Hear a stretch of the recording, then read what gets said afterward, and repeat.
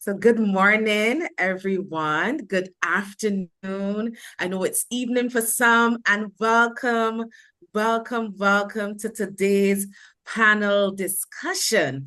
We are so happy to have you here today. Persons, we know you're from Africa, the Caribbean, across the global diaspora. My name is Dr. Vicky Otarugina, founder and group CEO of the Africa Guide, a diaspora first storytelling, tourism, culture, and engagement platform committed to strengthening connections between Africa, the Caribbean, and the global diaspora. It is my privilege to serve as your host and co-moderator for today's discussion, which is the Africa Caribbean Tourism Partnership, connecting two sides of the diaspora for mutual tourism growth.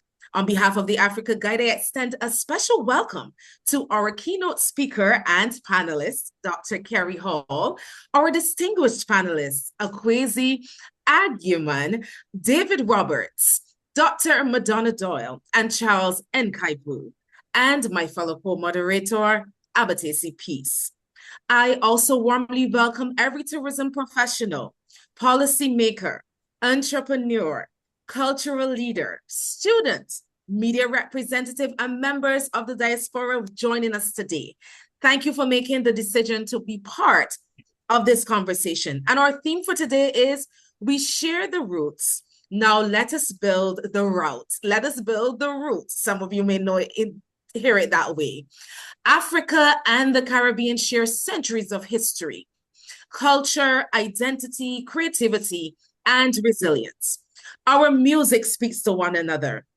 Our food, our languages, traditions, family structures, and cultural expressions reveal connections that geography could never completely erase. Yet, despite these deep ties, Africa and the Caribbean have too often developed their tourism industries, markets, and international relationships separately.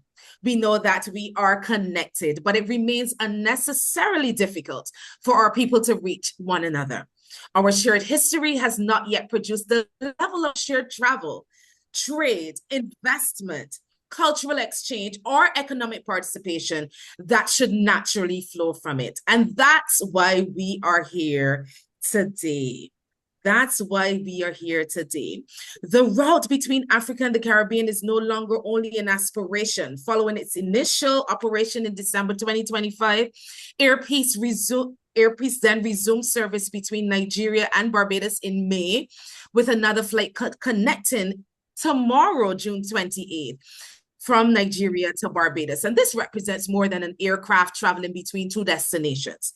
It is a tangible expression of what becomes possible when vision is supported by action. But opening an air route is only the beginning.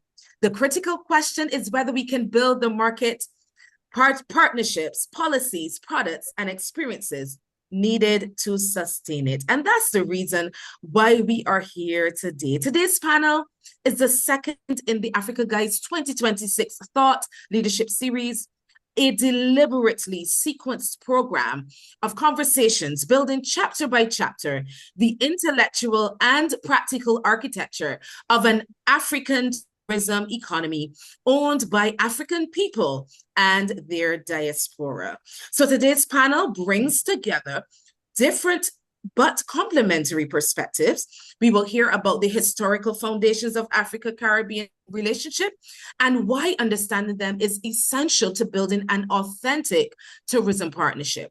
We will examine destination strategy and the lessons that can be drawn from major diaspora engagement initiatives. The future of Africa-Caribbean tourism cannot be built on one organization, one government, one airline, or one individual. It will require a connected ecosystem with a shared commitment to action. The route has opened. And when we say route, we mean something much bigger than an airline. The route begins in how we see each other, how we are built in. For instance, the route is built in the moment a Barbadian chooses to learn something true about Nigeria or about Ghana. The route is built with one tourism. The route is built when our tourism authorities stop marketing in parallel and start building joint products. The route is opportunity. When we say the route has opened, we mean something much larger than a flight schedule. That is the route we are here to build and to talk about today. So we share the history, we share the heritage, we share the opportunity. Now together, let us build the route. Thank you so much and welcome to the Africa Caribbean Tourism Partnership. I now want to hand over to my co-moderator, Abatesi Peace, to welcome you formally and to take us into this session. Abatesi, over to you.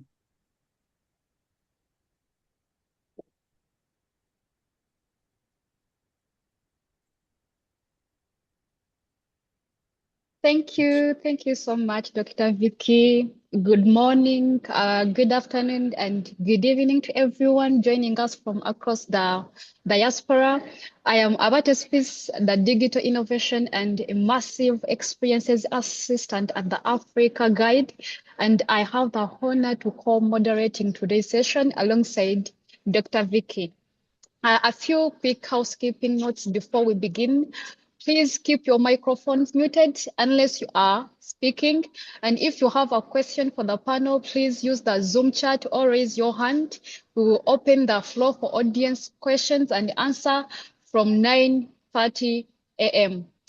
Today's session is being recorded and will be available on the Africa Guide TV on YouTube within 48 hours. We have an extraordinary panel with us today, and we are going to begin with someone who sets the historical foundation for everything we are about to discuss. I now have the great privilege of introducing our historical keynote speaker, a tourism strategist, a historian, and a proud daughter of Barbados, Dr. Kerry Hall. Dr. Kerry Hall is a tourism development strategist, a historian, and international consultant with more than two decades of senior leadership across Barbados, the Caribbean, and beyond. A double graduate of the University of the West Indies with a PhD in tourism history and a master's from Florida International University. She has served as a CEO of the Barbados Tourism Product Authority, Director of Tourism Development at Barbados Ministry of Tourism and International Transport, and co-authored Island in the Sun, The History of Tourism in Barbados. Dr. Hall's work reaches beyond policy into the deeper historical and social cultural forces that shaped Caribbean society, including the legacies of slavery, the African heritage, and the Caribbean identity. Her doctoral research into the evolution of tourism within a colonial slave society led to a profound examination of the historical Africa-Caribbean relations and the opportunities for the relationship to evolve. She brings to this panel a rare combination of academic scholarship, of public policy leadership, of practical tourism experience, and personal conviction that the Africa-Caribbean partnership demands. Please welcome Dr. Kerry Hall. Dr. Kerry Hall, the floor is yours. Thank you. Thank you very, very much. Thank you, everyone. I'd first like a quick disclaimer here that I have been receiving from my African friends in the forum a gift from Africa in the form of Sahara dust, which has been carpeting the region for the last couple of weeks. So I have fallen victim. So I'm a little bit nasal this morning. So kindly bear with me as I go through this presentation with you today. Now, I'd like to thank all of you for coming this morning to be a part of this very timely and relevant discussion on the reimagining of the Africa-Caribbean relationship. It's truly my honor and pleasure to be here to have this very important discussion with you. Now, in honor of my African brothers and sisters in this forum, I will start this discussion off with an old African proverb that perfectly encapsulates this moment. And it says, "A tree without roots cannot stand." Now I'll take this one step further and proclaim that a man who does not know his history is like a tree without roots. He cannot stand. And he's also doomed to repeat the mistakes of his past if he doesn't know his history. Both remind us that history is more than a record of what happened. History helps us to understand who we are, how we got here, and perhaps, most importantly, what is possible for the future. Now, today, as we explore the evolving relationship between Africa and the Caribbean, I believe it's very important that we begin with history. And the reason why is because before we could discuss where this relationship is going, we must first understand how it came to be. Now, a few weeks ago, a plane took off from Africa and landed in the Caribbean. For many people, it was simply another flight. But for me, it represented something much bigger. It represented the possibility of reconnecting two regions whose histories have been intertwined for centuries, yet whose modern relationship remains surprisingly distant.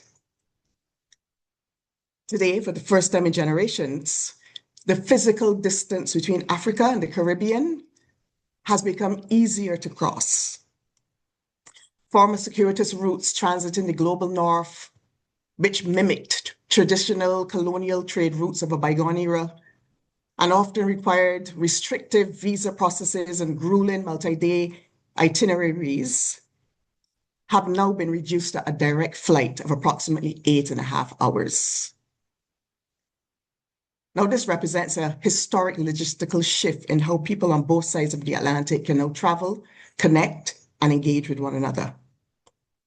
Yet, even though we have made this new connection, there's a paradox at the heart of this moment. And is that the greatest distance between Africa and the Caribbean has never been geographical. It has been mostly psychological. Now, this may seem like a strange statement to make.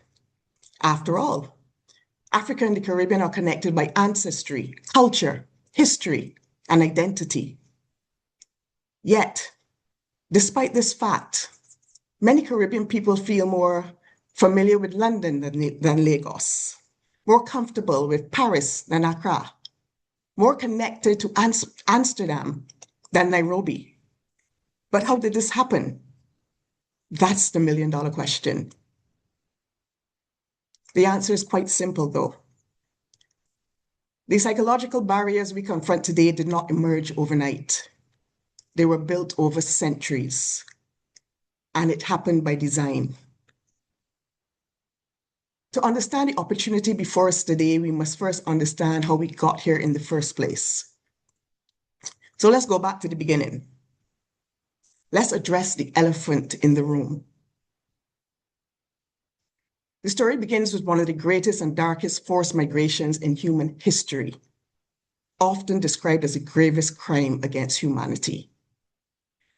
Millions of Africans were forcefully removed from their homes and transported across the Atlantic, where tragically, millions never survived the journey. The initial separation or disconnect from Africa was merely not physical. The goal was not simply to control and brutally extract free labor. It was also to dismantle an identity and establish a new racial hierarchy. As a consequence, names and clothing were replaced. Languages and religion were suppressed. Families and ethnic groups were separated. Spirits were broken and made to fall in line. Sustained attempts were made to literally beat Africa out of us. People were systematically stripped of the markers that connected them to who they had been, and they were subjected to an intentional process of cultural erasure and forced acculturation. And because domination requires justification, Africans were not merely enslaved. They were brutally stripped of their humanity, presented as inferior, as heathens, uncivilized, less than fully human, totally incapable of self-governance, and therefore benefited from the harsh supervision of a white master. In addition to the brutal labor system of slavery, the overarching system of colonialism reinforced those psychological barriers by promoting distorted narratives about Africa, resulting in colonized populations viewing themselves through the degrading lens of their oppressors. In addition to all this, in more recent times, the global image of Africa, mostly portrayed in the Western media, was often filtered through negative stories of poverty, disease, and conflict. Now, all these narratives influence generations on both sides of the Atlantic, contributing to internalized racism, colorism, and inherited perceptions that continue to affect the relationships up until present time. And the consequences extend far beyond slavery itself. They shape perceptions of Africa. They shape perceptions of Blackness. And in many cases, they shaped how people of African descent viewed themselves. As a result, some African people developed unfair and misinformed stereotypes about Africans. Some Caribbean people, I beg your pardon, developed unfair and misinformed stereotypes about Africans. At the same time, some Africans developed misconceptions about Caribbean societies, often knowing little about the region beyond a handful of cultural exports. The unfamiliarity was mutual. Over time, Africa became increasingly absent from the imagination of many people whose ancestors had come from there. But despite this, Africa still remained indelibly omnipresent in our Caribbean culture, in our foodways and cooking techniques, our music, our dance, our spirituality, our dialect, our arts and craft, our folklore, our customs and traditions, our acts of resistance, our resilience in the face of extreme adversity, and our will to survive and emerge on the other side unbroken. Yet despite this, Africa itself often became a distant place in our collective consciousness, a place connected to our past, but not necessarily connected to our future. But the story doesn't end there. The separation between Africa and the Caribbean, in addition to slavery and colonialism, was further reinforced by the migration patterns of the 20th century. Beginning in the 1950s and 60s, large numbers of Caribbean people migrated to the United Kingdom, the United States, Canada, and other parts of the global north in search of opportunities and a better life. Families expanded, communities flourished, air connectivity was established, trade, investment, and tourism links naturally followed. The Caribbean became increasingly connected to its own diaspora abroad.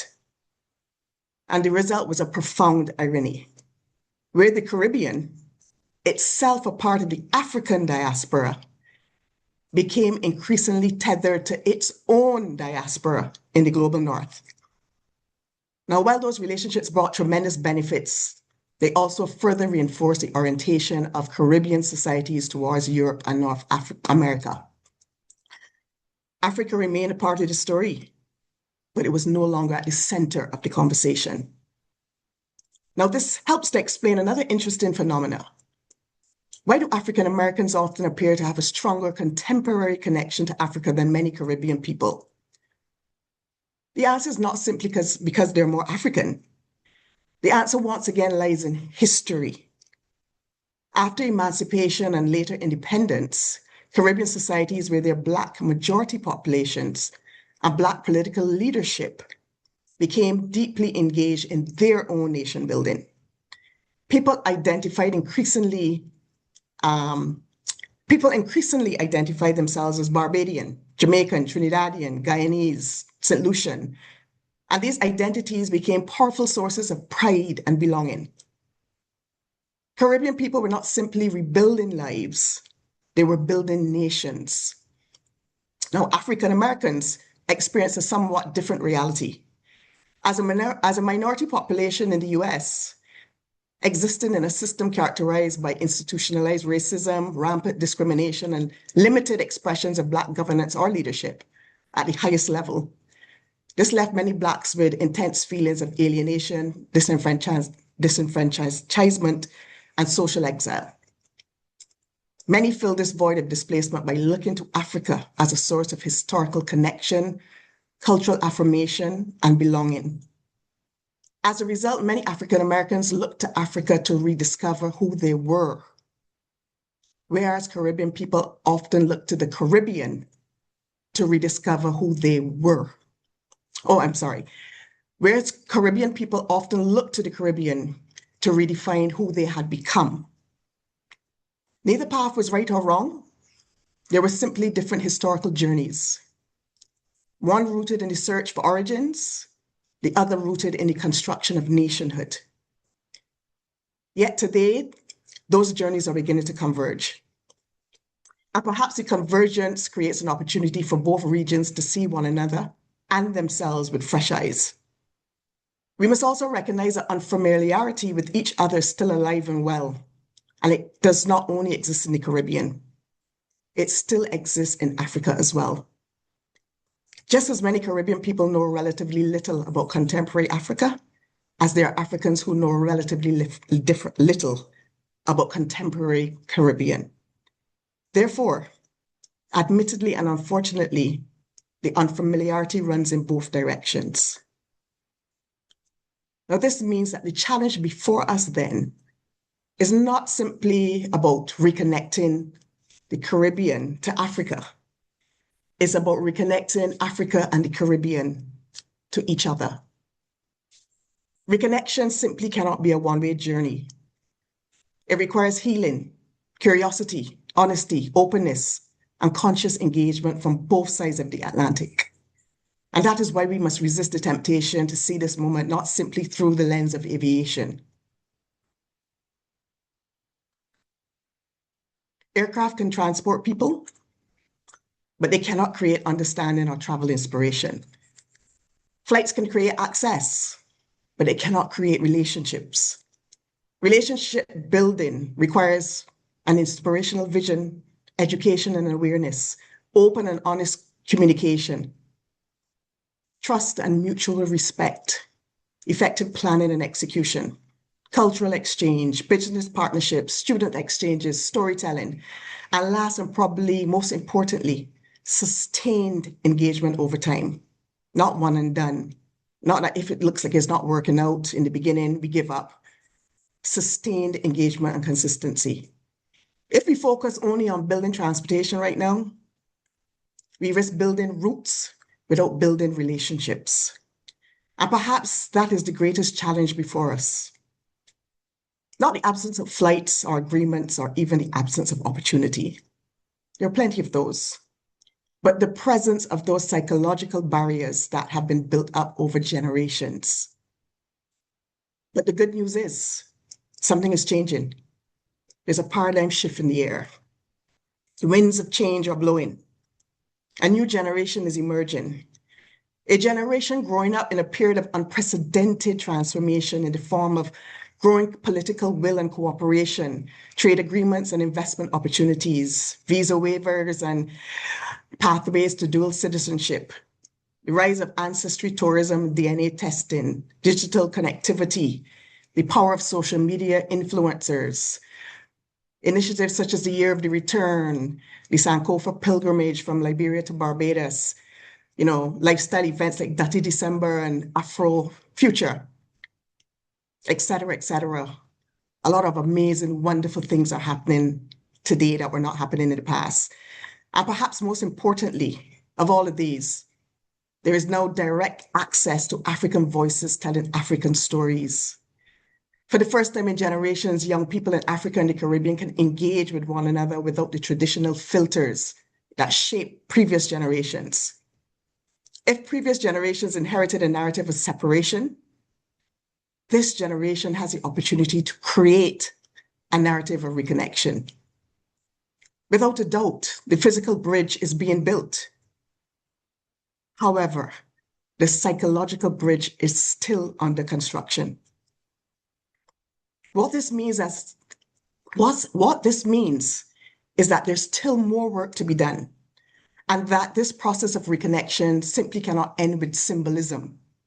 It cannot end with commemorations, heritage tourism, cultural celebrations, or expressions of solidarity alone. If this relationship is to fulfill its true potential, it must create meaningful opportunities for people on both sides of the Atlantic. The types of partnerships that allow Africa and the Caribbean not only to merely remember one another, but to actually grow together by utilizing the strengths, experiences, perspectives that each side possesses to complement and elevate each other. Together, there are opportunities for collaboration across, of course, my vote is tourism, to open those floodgates, but also trade, investment, entrepreneurship, agriculture, manufacturing, technology and innovation, energy, academic exchange, joint research, the creative economy, and so much more. But perhaps most importantly, we must create opportunities for generation now and generation next. You see, our ancestors were connected by tragedy, but our children must now be connected by opportunity. And that is why this conversation matters. The question before us is not whether Africa and the Caribbean share history. History settled that question a long time ago. The real question is whether we are prepared to transform that shared history into a shared future. Before I conclude, allow me to leave you with one final thought. There are moments in history when people simply witness change. And there are moments in history when people are called upon to create it. I believe that this is one of those moments. For centuries, the stories of Africa and the Caribbean was written by others, especially by people who profited from keeping us apart.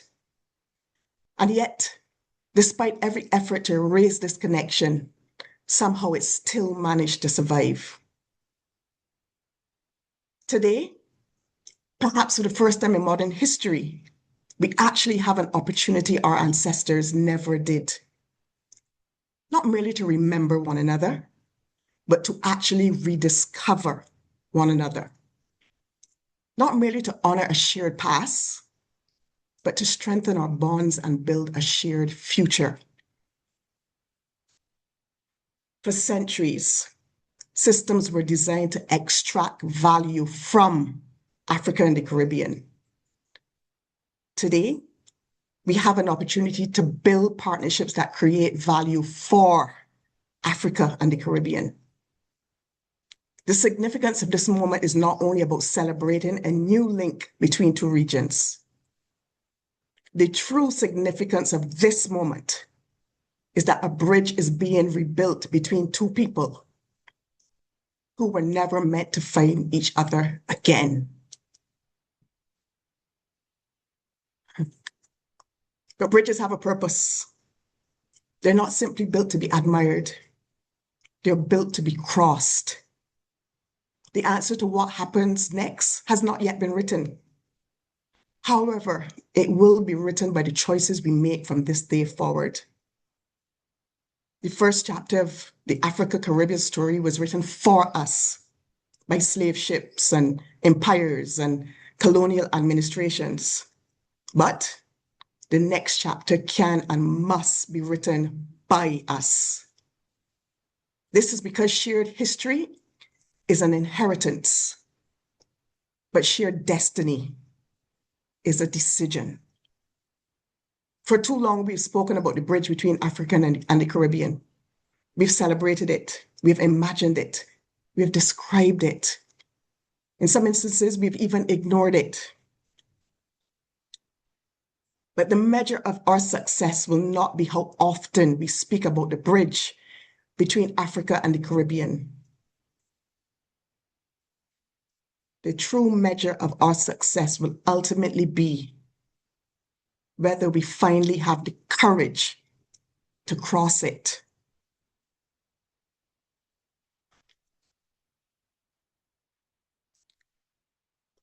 Now, for the last 15 minutes or so, I told you about how we got here. Now, together for the next hour or so, Let us reimagine an entire relationship and decide how we get to where we should be. Ladies and gentlemen, I thank you. Wow. Thank you, thank you, thank you, thank you so much, Dr. Kerry Hall. That was so awakening. Thank you so much. You have given us some depth and you have touched our emotions and prepared us well to speak from our hearts, because I am sure we identified and felt every single word. Thank you so, so, so much. She has just told us something that most panels would not dare say out loud, that the distance between Africa and Caribbean is not geographical, it is psychological. It was constructed deliberately over centuries, and it lives in us still in ways most of us never stopped to examine. Thank you so, so much. You're quite welcome. Thank you. Thank you. Before we open the discussion, I want to introduce the remarkable voices who will be building on that foundation with us today. Of course, we have Dr. Hall. You have just heard her. She now joins us as our Caribbean anchor voice. We have Dr. Madonna Dior, CEO of Madonna Dior and Associates, Executive Chairman and founder of Words Matter, Africa Caribbean Conversations, our communications and media bridge. We also have Mr. Akwasi Agyeman, the CEO of the Africa Center of Hospitality, Aviation and Tourism, and the former CEO of the Ghana Tourism Authority, our African tourism industry voice. We also have we have David F. Roberts, founder and chairman of the African Caribbean Sustainability and Investment Initiative and Caribbean representative to the African Union Commission, our investment and economic partnership voice. And returning from our May panel discussion, Nkaiv Charles, the Gen Z tourism content creator from Uganda and the voice of the generation that will actually build what we are discussing today. Welcome all of you. Let us now begin our today's panel discussion. Dr. Ho has told us how we were separated by design over centuries. Before we go anywhere else, I want each panelist to answer one question, and I am asking for the honest answer, not the diplomatic one. The question is, when you think of the other side of diaspora, Africa or the Caribbean, what is the first honest thought that comes to your mind? Let's begin with Mr. Agyeman. Thank you. Thank you very much, and thank you, Dr. Vicky and Peace, for this wonderful introduction. I think when I think of us in the African diaspora, it's like a family living in the same house, but everybody has locked their door, and we don't open the door to see each other. We hear music playing in the other room. We hear the other person speaking in the other room. We hear the other person even spanking their children in the other room. But we lock our door, and their door is also locked. So like we're in a compound house, we're in the same house, but we don't open the door. And so I see us as a family that have been divided both from our mindsets and also through the physical and then policy barriers that have been put in place. And that is what comes to mind. I believe that based on the conversations today, we can begin to reshape that narrative, reshape our minds, and find ways that we can open the door more. Make sure that we get into the room and understand what is happening in the other room apart from our own rooms. Thank you.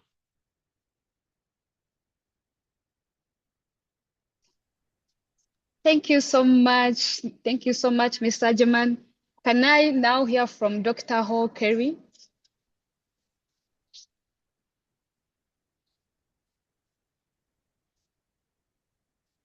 You're muted. No. Can you hear me? I can, and I apologize to you. Sorry about that. When I think of a word or a few words to describe this feeling, the whole Africa Caribbean connection I've thought about for so many years. I first started to think about Africa back when I was doing my early PhD, and I was once again, I told you everything is based in a framework of history, and I wanted to understand tourism. So I said, let me go straight to the genesis, the beginning to understand. And the Caribbean tourism started within a framework of a slave society, and everything that came out of that, it still impacts us today in terms of mindset, behaviors, etc. So that is where I started to first set my sights on the whole Caribbean African relationship. And when I think about Caribbean Africa, a lot of different words comes to mind at this point. The whole issue of connection, curiosity, hope, and optimism. And I would like to stick with hope and optimism. I believe we're at the very beginning of the real journey. I do believe it is still at a fragile stage. So we have to be very intentional on everything we do here right now. I believe there are three groups of people. There are those who would never be interested in Africa on both sides, and Africans who would never be interested in the Caribbean. There's a huge group that are curious about each other. And then there are those who are consciously intentional, who get it, who always got it, who see Africa as their ancestral home, and they want to return. I think that the reason why I'm hopeful is that the government is being very intentional, and our government specifically in terms of the policy framework that they've put in place to ensure that this works. The air links, the trade agreements, there have been several trade conferences in the region and in Africa. You have the visa waivers. We have diplomatic missions in Accra and Nairobi. We have a tourism office in Nairobi. So the connection or the intent for connection is clear. But I'm not sure if the vigor and fervor and desire with the general population is being matched with the government's thrust.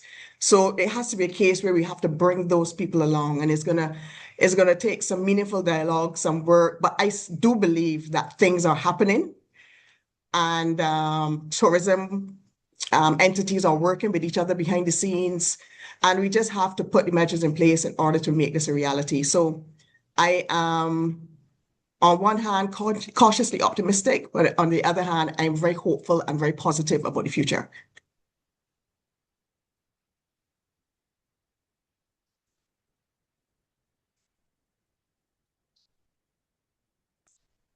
Thank you. Thank you so much, Dr. Kerry Hall.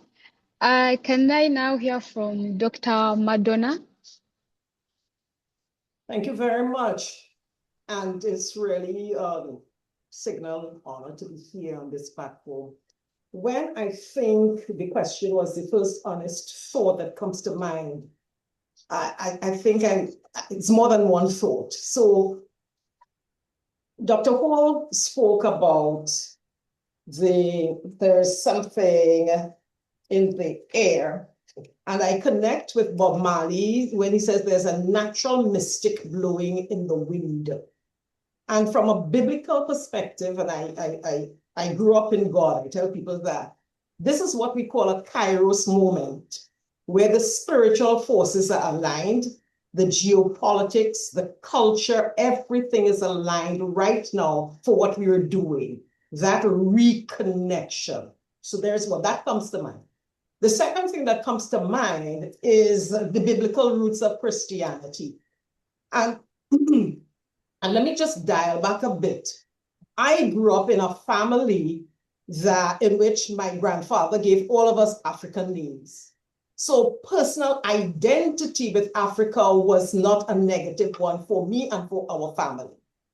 So we never experienced that negative conditioning. So let me go forward. So when I read the Bible, I saw these names of places that are African. So what built in me was curiosity and a kind of quizzical notion as to how come Christianity is packaged as a Western religion, but the names in the Bible are in Africa. So that curiosity and that yearning for the biblical roots and for telling that narrative around the biblical roots of Christianity, or the term that predated Christianity. The other thing is that, and I'll give you a little story. In a number of these small businesses, the barber shops and so on, you're hearing African music and African rooted music. And if you have the courage that Dr. Hall was talking about to engage those persons, you would see that there is a yearning, there's a recognition of the roots, the religious roots, the cultural roots of the Caribbean in Africa. There's a wanting to go back there, but there's that ignorance, there's a kind of romanticization of Africa that we have, and not recognizing, the people connection, the people stories. So what comes to mind as I wrap up is the need for these dialogues, and I'll take a deep dive into it, the connections at a grassroots level, the convergence even now, and the joy of wanting to know more and deconstruct the story of Christianity as a Western religion. So I will pause. Thank you so much, Dr. Madonna. Mr. Kaiv Charles, what do you say about this question? Thank you very much, Ms. Abatesi. My honest thought is that I see part of a shared story that just needs rediscovering. And as a tourism advocate, I believe that tourism can become the bridge, because tourism is not only about visiting places, but it's also about meeting people, understanding cultures, and building relationships. So when we visit the Caribbean as Africans, or when the Caribbeans visit us, they will feel that connection, they will be with us. So I believe tourism has that element of helping us rediscover each other. Thank you very much. Thank you so much, Charles. Can I hear from Dr. F. Roberts?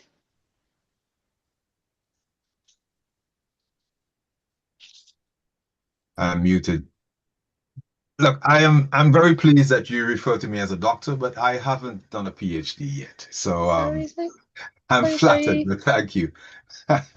Yeah, when I think of Africa, I think of a continent rich in all kinds of possibilities. I mean, we're talking about a continent that has the largest population of young people on the planet. What that means is, there's so much talent, there's innovation, there's natural resources and entrepreneurship. So all I can think of is positivity when I think of the continent. But one of the things that I worry about still is the fact that there is that lack of connectivity, which I imagine we'll get into a little more as this conference goes on. Thank you.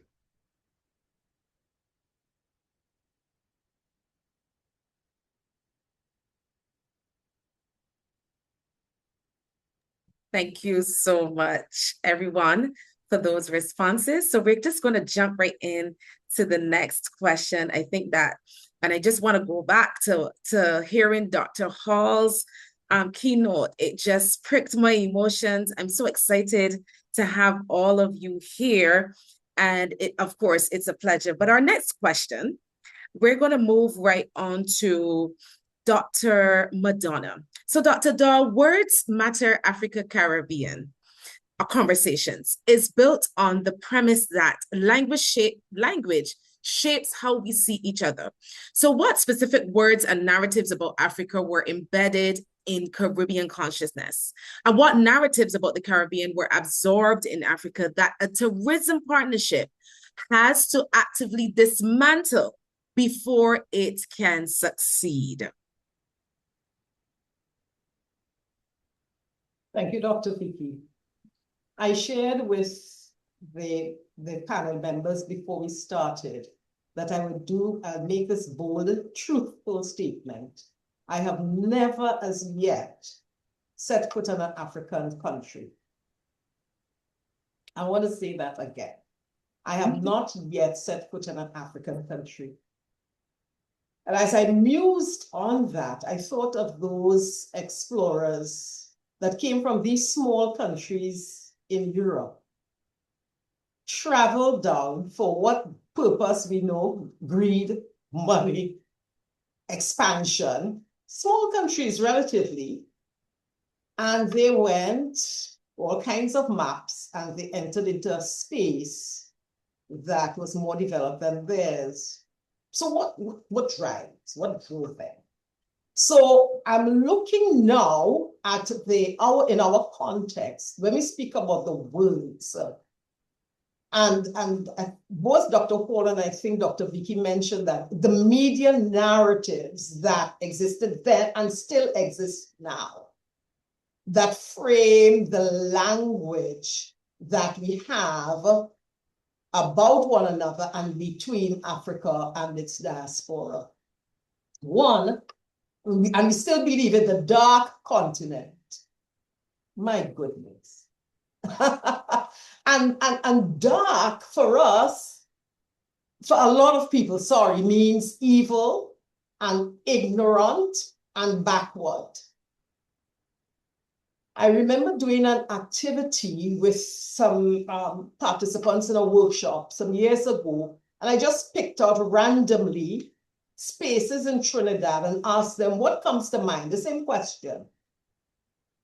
And I asked West Trinidad and they say bourgeois and rich. And I say East Trinidad and they say crime. And I asked about South Trinidad and they say backward. It is the same thing. Backward, some parts super wealthy, far. And it's amazing how these simple words ingrained, and two more words: corruption and scamming.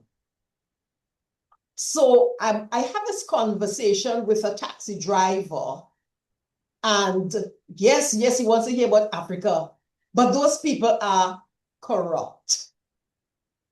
And have you ever been scammed? And in fact, one of our team members is a journalist from Nigeria, and I spoke with him about this scamming thing.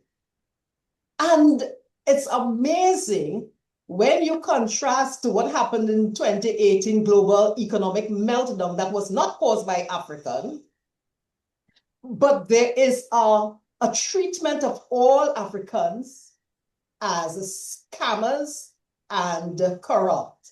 That is because of few experiences and the media narrative.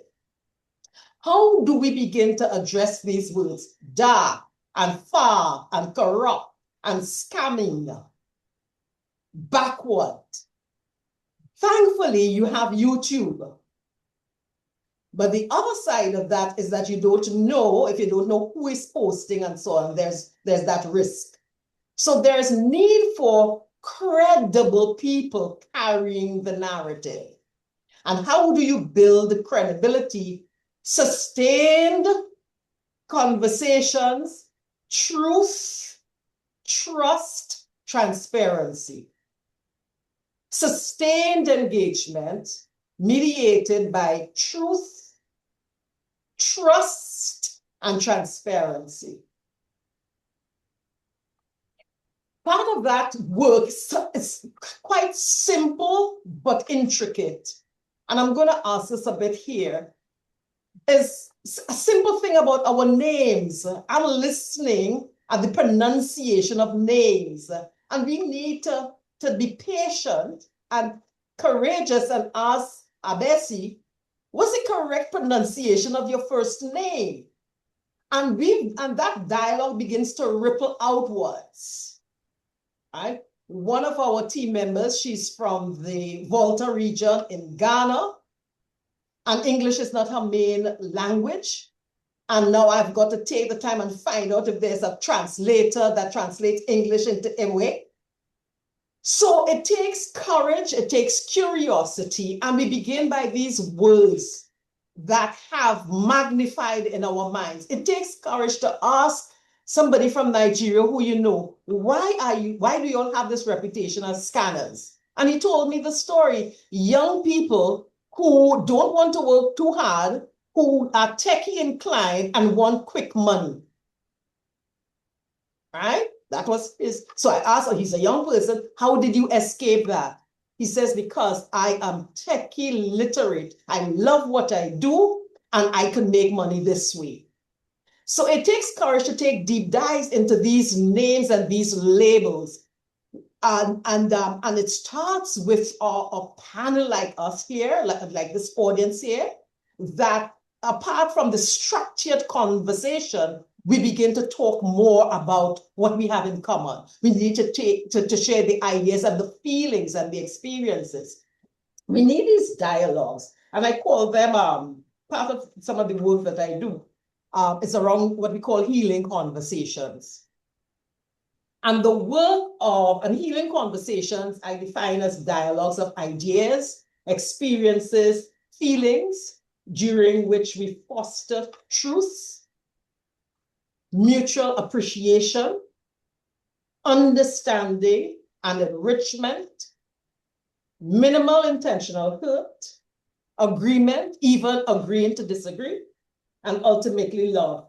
And that is what platforms like us, we catch the Kairos moment. We are flowing in the Kairos moment, but what do we do with this? So as Dr. Hall was saying, tourism moves. We want tourism to move beyond the structures and the frameworks and the policies and the flights, deep into the heart of all of us, all 38 of us on this panel, and begin to explore, what do we have in common? How do I pronounce your name? What is your story? And capture these stories. And now if you upload, Dr. Vicky, these stories, then people say, oh, Charles was at that forum with Dr. Vicky. He must be knowing what he's talking about. So you're building trust and you're building sustained engagement with Charles, all of us from this panel, and we get to know one another. Am I out of time now? You're good. You're good. You can wrap up. You're good. Yeah. So there are some words, simple words, but they form big pictures in our minds. Dark and ignorant and backward, right? Dark, ignorant, and our names. One more thing, how the media constructs their narrative. There are some practical things. A media practitioner goes into a community, they're looking for persons who have ease of language, ease of English. How many of those rural persons are comfortable with English? That's one. The operational context. They want sound bites. But to build trust and truth and transparency, you need the long form stories. So yes, there would be bites, but we need to create spaces in which the long form stories are shared.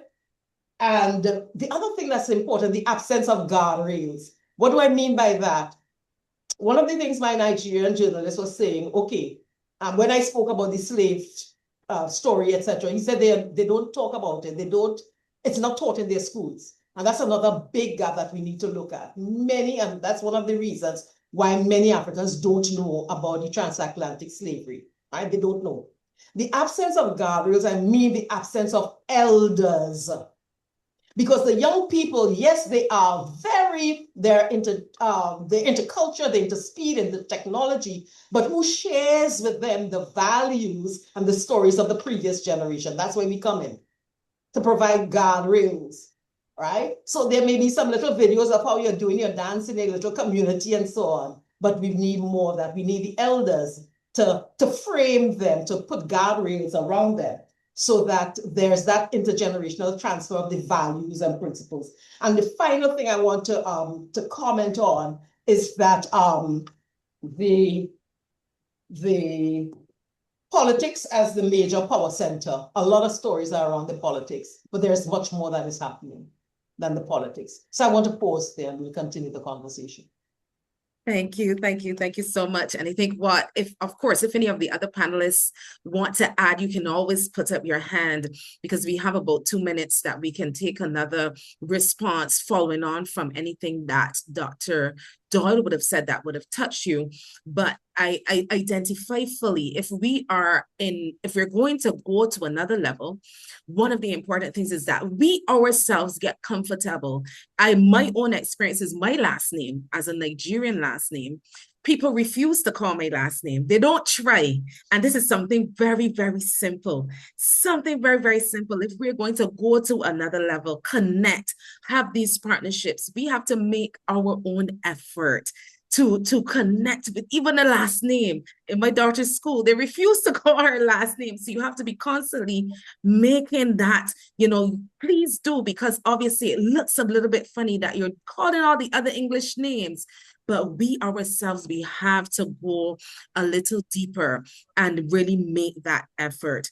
So Mr. Akwasi, the year of return showed that Ghana could call the African American diaspora home at scale. And I want to stop here and say that since the year of return, we hear so much about Ghana. Ghana is on the mouths of people. There's a growing interest, as I put in the chat before, a growing interest in Africa since that year of return. But we have just heard the Caribbean people are psychologically further from Africa than African Americans. Did the year of return reach the Caribbean diaspora? And if not, what or how else did you see it reaching?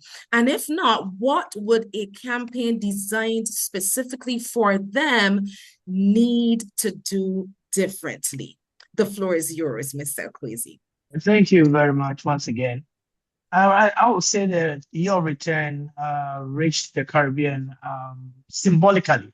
I mean, if I should put it that way, because I remember our president who was leading the charge did a 5-nation tour of the Caribbean. We went to Jamaica, Barbados, Trinidad and Tobago, St. Vincent, and the rest, talking to the leaders, engaging town hall meetings, parliament. And so there was a major celebration in the Caribbean countries about how Africa was reaching out to ask them to come back. And so every Caribbean nation saw themselves in that campaign, the same way that African Americans did. And that's because, but we know what Dr. Hall talks about, the psychological distance is real. And also we have the physical distance. So in as much as we did a good job then by trying to reach out to the Caribbean, you have an issue of distance. I mean, there are no direct flights from Africa to the Caribbean. I remember we did a joint pitch with the Barbados Marketing Incorporated to Ethiopia to talk to Ethiopian Airlines whether they could do a direct flight from Accra to from Ghana to Barbados. And so that conversation started. We remember there's a song that was done between Lead Pipe from Barbados and Samini from Ghana to try and bridge the cultural gap, to make sure that we are socialized in a way that will make it much easier to interact more. And so a Caribbean specific campaign probably is not what we did, but that is something that maybe we should have done, because I think we boxed the entire African diaspora together. And so going forward, and probably in line with what the conversation is, we need to start from a shared culture rather than a shared ancestry. I think our food, our music, our spirituality, the carnival traditions, the language rhythms, these are all bridges that are available and are there. And so if we start with a culture, what are the nuances of our culture? It's the same. I mean, at Teben, which is an account where you go to Jamaica and it's there. So the history is there, but we need to wrap it around the culture. Also, when it comes to the Caribbean voices, I mean, I think instead of sending voices from here to go and try and attract the brothers and sisters in the Caribbean to go, we need to start using influencers within the Caribbean region to reach out. And so Caribbean storytellers, Caribbean musicians, Caribbean people who have rediscovered Africa, I mean, who can then now go become ambassadors of what Africa is and vice versa. And so if you have somebody from Africa preaching to Africans that let's go to the Caribbean, and there's somebody from Caribbean who has reached out to Africa, reaching out, it's much easier because they understand the language better, they know the culture better, and they can be the ambassadors. And then I think there are itineraries, especially from the tourism standpoint, that we can build, that will make it feel familiar and make people feel that at least it's the same thing that we're trying to do. So carnival to carnival circuits is something that we can do. The culinary exchanges, our food, it's almost the same. So why don't we build on that? Afro-Caribbean heritage trails. I mean, in Ghana, we have the unfortunate dungeons here, but they are here. They are part of our history. And so how can we build these heritage trails into community-based experiences so that people then just come, visit these slave castles and then go back, but they come and be part of the community. These are products that we believe that can resonate. And so, yes, the year of return was a global momentum. It was a global movement as well. We built a momentum around it. But the Caribbean return must be a relationship between Africa and the Caribbean, a relationship between the Caribbean countries and Africa. And that can only happen if the access is there, which is started with Air Peace, and if we can build the products that can go with it. An airline will not fill itself. There has to be a deliberate marketing push, a deliberate attempt to bridge that gap. Thank you. Thank you so much, Mr. Akwasi. We've understood how we got here. Let us now look where we actually are. David, you have been building the commercial infrastructure of Africa-Caribbean partnership from the ground up. Now that there is a direct air link between Africa and the Caribbean, does that change what is possible? And what does the customer on both sides actually want that the market still does not offer? Thank you. Thank you very much for that. And I think this has come at an interesting time. As many years ago, I served as the sales manager for La Source Grenada in the beautiful island of Grenada. And that was my introduction to tourism. So I think the introduction of a direct air link between Africa and the Caribbean is far more than a new flight route. It's a strategic economic corridor. For decades, geography wasn't our biggest barrier. Connectivity was. And every additional stop increased the cost of doing business, discouraged tourism, weakened trade, and limited investment. So direct connectivity changes the psychology of engagement as much as the logistics. And we heard from Dr. Hall about the whole psychology of where we are as African Caribbean people in relation to our heritage. And it tells businesses, investors, and travelers that Africa and the Caribbean are now open to each other in a much more meaningful way. So, however, a flight on its own, as was alluded to by the previous speaker, doesn't create a market. It just creates an opportunity. And the real challenge now is filling that opportunity with products, partnerships, and experiences that people actually want. And we can do that. We have enough expertise in the room here that we can really do that and make a difference. So from what I see through AXI, which is my organization, customers on both sides are looking for authentic, seamless, multi-purpose experiences. And African travelers want more than a beach holiday. They want heritage, culture, investment opportunities, business networking, and meaningful connections with the Caribbean diaspora. And this is really timely because, as a matter of fact, this week I had a meeting with my team and we were looking at creating an event that would get African and Caribbeans to come together in a kind of holiday business activity. And we intend to put that to practice very soon. And this mirrors what we already do in our diplomatic trade and investment soiree that we do in London with African and Caribbean High Commissions. So it all seems to be falling in line with our future plans. So likewise, Caribbean travelers want to experience Africa not only as tourists, but as entrepreneurs, investors, students, creatives, and partners exploring opportunities across the continent. So the market has traditionally treated business travel, leisure travel, investment, and culture as separate activities. And I believe that the future lies in combining them. Someone attending a trade forum should also have the opportunity to visit cultural landmarks, meet potential investment partners, experience local cuisine, and explore educational or creative collaborations. That integrated experience creates greater value for travelers and stronger economic impact for destination countries. So for me, the single biggest opportunity is to package Africa and the Caribbean as one connected economic and cultural ecosystem.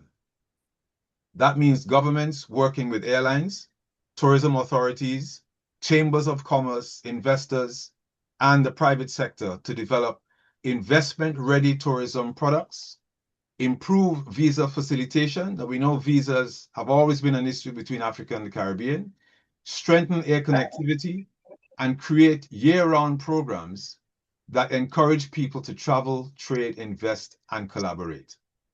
That is precisely where AXI sees its role. We are building the commercial bridges. That word bridge comes back again, that connect policy with private capital, entrepreneurs with investors, and destinations with opportunities. When connectivity is matched with coordinated public-private partnerships and investment-ready projects, tourism becomes much more than industry. It becomes a powerful engine for economic transformation across Africa and the Caribbean. Thank you so much, Mr. David. Charles, this question goes to you. When you create content about Africa for global audience, are Caribbean people watching? If we're going to make content specifically designed to make Caribbean person think that is my trip, what would it look like and where would you post it? Thank you. Thank you very much, Ms. Awatesi. I appreciate that question. I think the first question is not whether the Caribbean people are watching, but the bigger question is whether the content we create allows them to see themselves in Africa. Our content should immerse the Caribbean people in Africa. So a lot of tourism content focuses showing places, but the future of tourism storytelling is about showing people possibilities, showing them the connections. So I think we should focus. So if I was creating content specifically for the Caribbean audience, I would focus on stories that highlight shared identity between them and Africa, our music. I would focus on the collaborations. You know, we have an artist here in Uganda who made a collaboration with a Caribbean lady. She's called Elaine, and very nice. So such collaborations, food, family, values, creativity, and resilience. That's where my content would focus. So I would create content, stories that go beyond the postcard and introduce people to the human side of Africa. I want to introduce the Caribbeans to the authenticity of Africa, to the human side, to feel us, to connect with us. You understand? I would also love to see more collaborations between African and Caribbean content creators, because a shared story, um, told by two people from different sides of the diaspora creates a level of authenticity. It's original, and that it shows that traditional advertising has less significance right now. It gives us what the traditional advertising methods can't achieve: content making. In terms of platforms, I would use TikTok and Instagram, create awareness and curiosity through short form storytelling. For longer storytelling and documentaries, I would use YouTube. I would also use platforms like LinkedIn to connect with tourism professionals, organizations, and partners who can turn our ideas into real opportunity because they have the funds.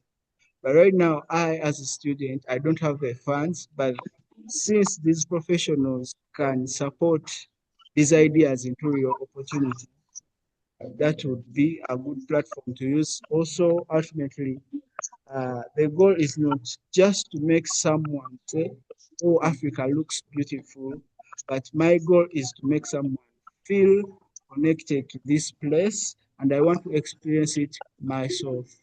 Thank you very much. Thank you so much, Charles, for that. Very, very impressive. And thanks once again to all the panelists. I'm going to go back now to David. David, you also convened the inaugural African Caribbean Sustainability and Investment Summit. Yep.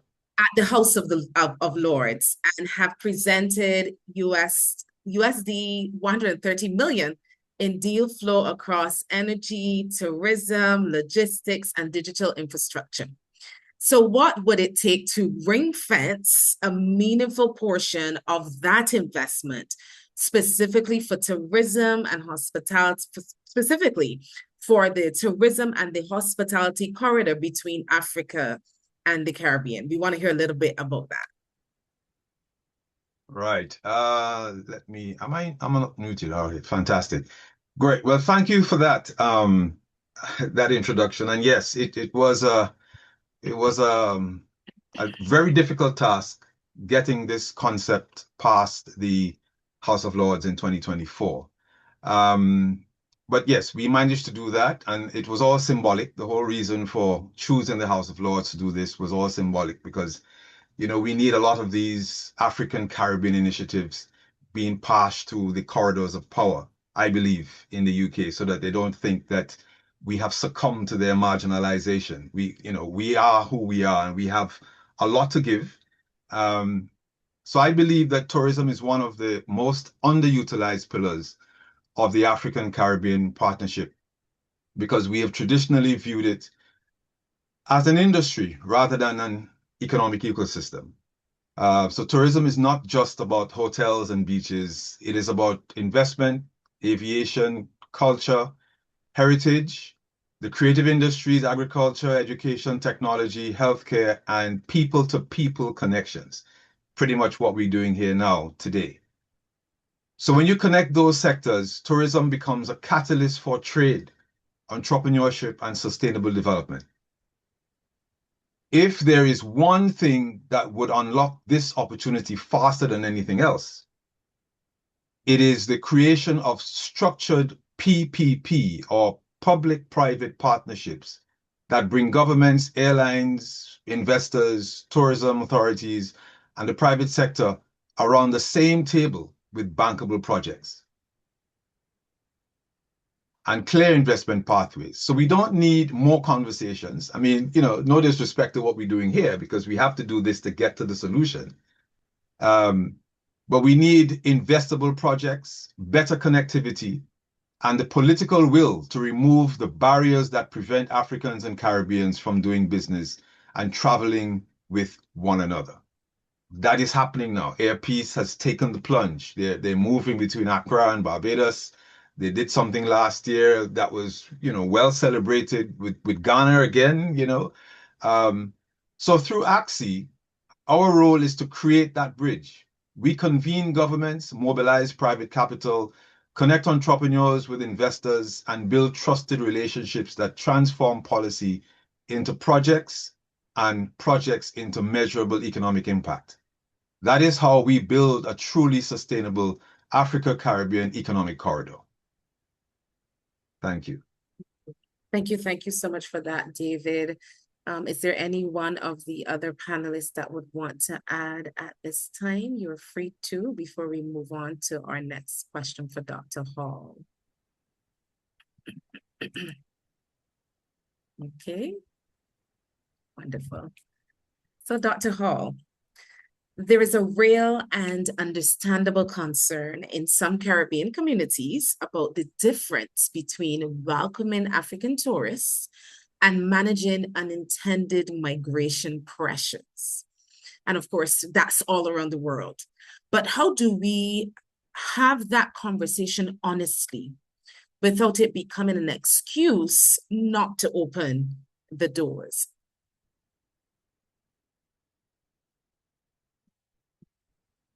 Dr. Hall, you know, it's a little sensitive. You're muted, a little sensitive question, but we give you full floor to speak on this matter. Exactly, that's what I just said. How come I'm getting all these sensitive questions?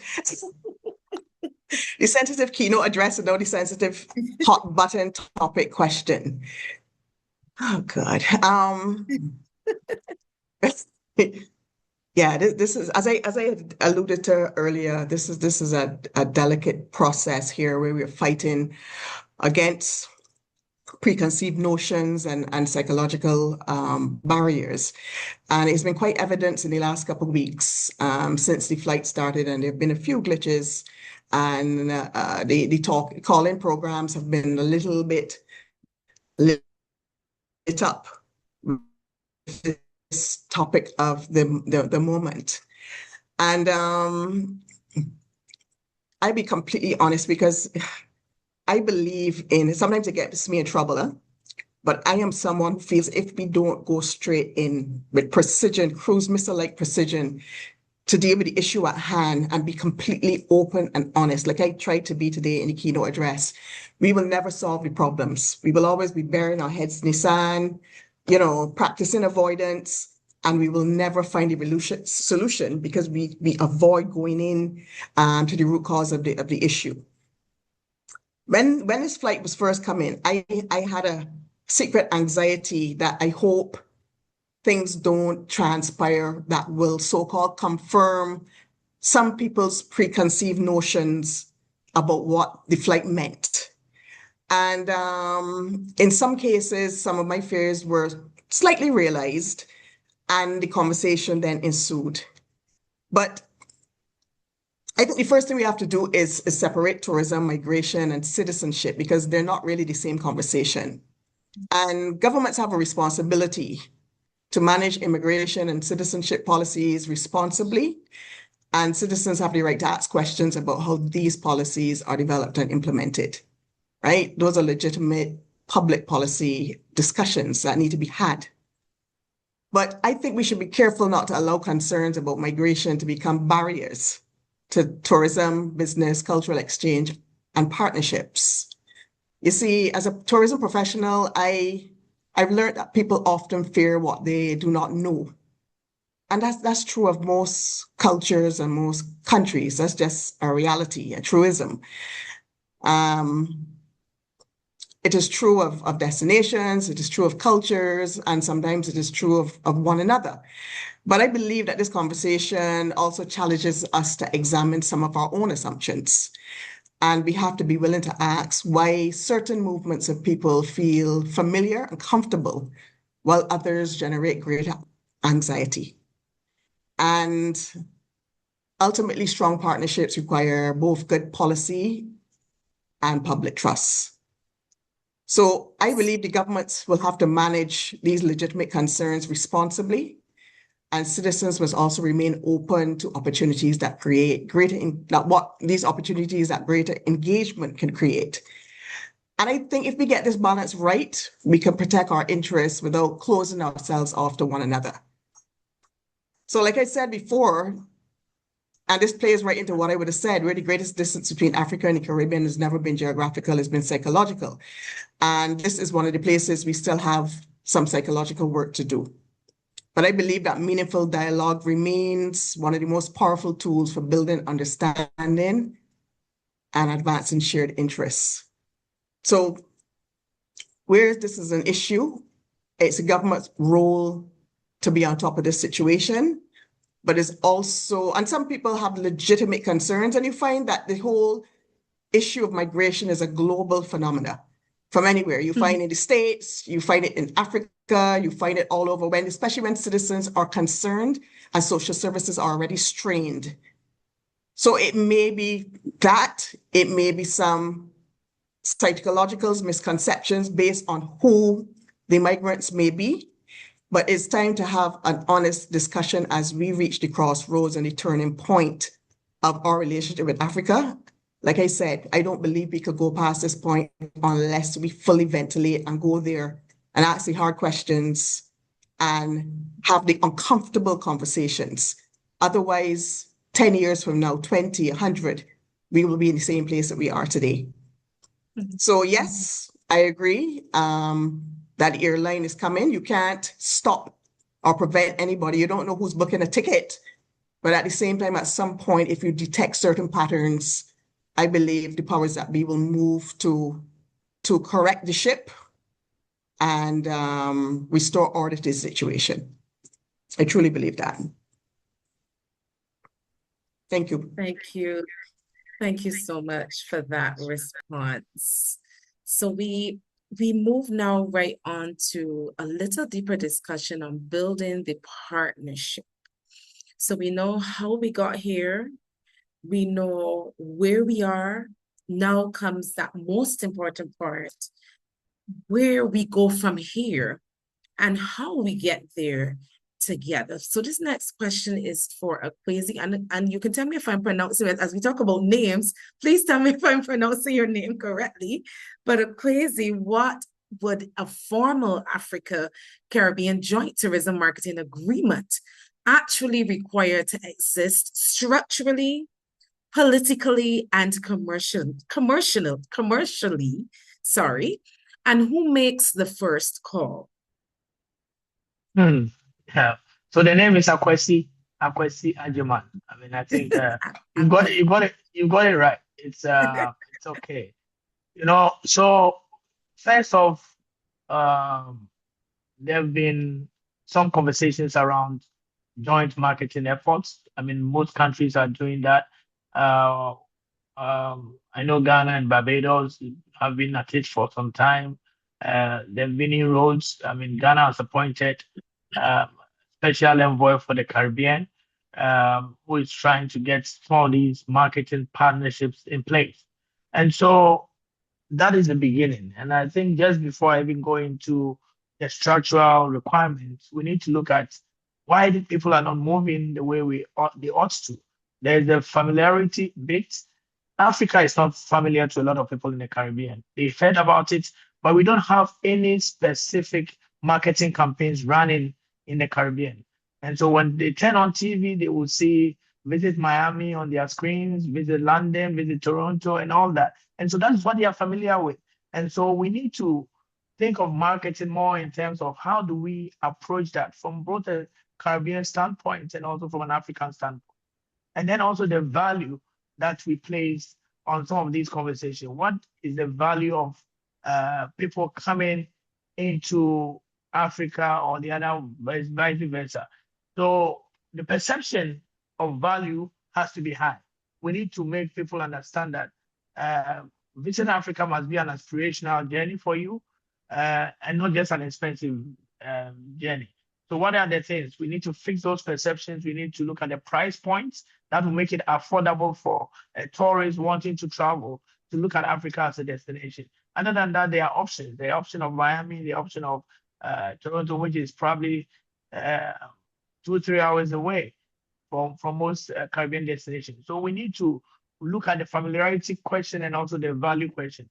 But back to what we can do from a structural standpoint, I believe that first off, there must be a deliberate campaign, joint campaign, maybe situated at the AU. And I think the AU must take the lead on this one, where either a secretariat is set up with one Caribbean, one African institution, a shared marketing calendar tied to some of the things that cultural things that are available. Let's say carnival. So I mean, in Ghana, for example, we do Emancipation Day. Caribbean countries do Emancipation Day. How can we share this calendar across?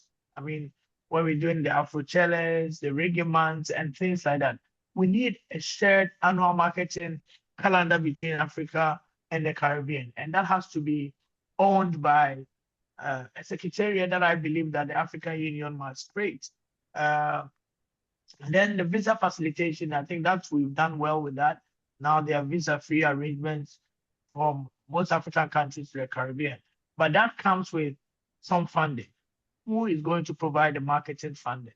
And so just as contributions are made for some of these bilateral bodies, we need to look at pooling resources, pooling funding, bringing in the airlines into the conversation. British Airways just announced daily flights to from Gatwick to Barbados. So the bigger aircraft airlines are seeing the picture, the movements of people. And so we should not be caught out. Airlines must be brought on the table. They must also provide some support. The private sector, all the various tourism organizations that I've seen on the platform here, we all need to look at that. And also product development. What is the product that we are selling? Multi-destination packages. Unfortunately, when you go to the Caribbean, it's not as easy.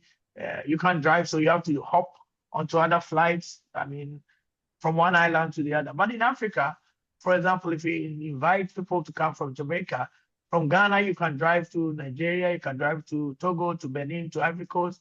And so that multi-destination packages must be put in place. And then the heritage circuit, so that when somebody is coming on a heritage journey, it's not just Ghana. They can move from Ghana to Senegal. And the person to make the first call for me should be the African Union. Organizations like the Afri-Exim Bank and all that have done well with having these MICE as a catalyst. So you have the annual general meetings happening. The last one was in the Bahamas, which was very well attended. And so we need to be deliberate in creating products that will drive. And I think MICE meetings, incentives, and conferences and events are the way to go, where we can now create, let's say, a joint, what stops from the African Union, for example, having their next AU summit in Jamaica, or the CARICOM having their next meeting in Abuja or in Accra, where all the leaders are coming. So these kind of intentional product pushes is something that will help drive the flow for us as Africans and also as Caribbean. Thank you.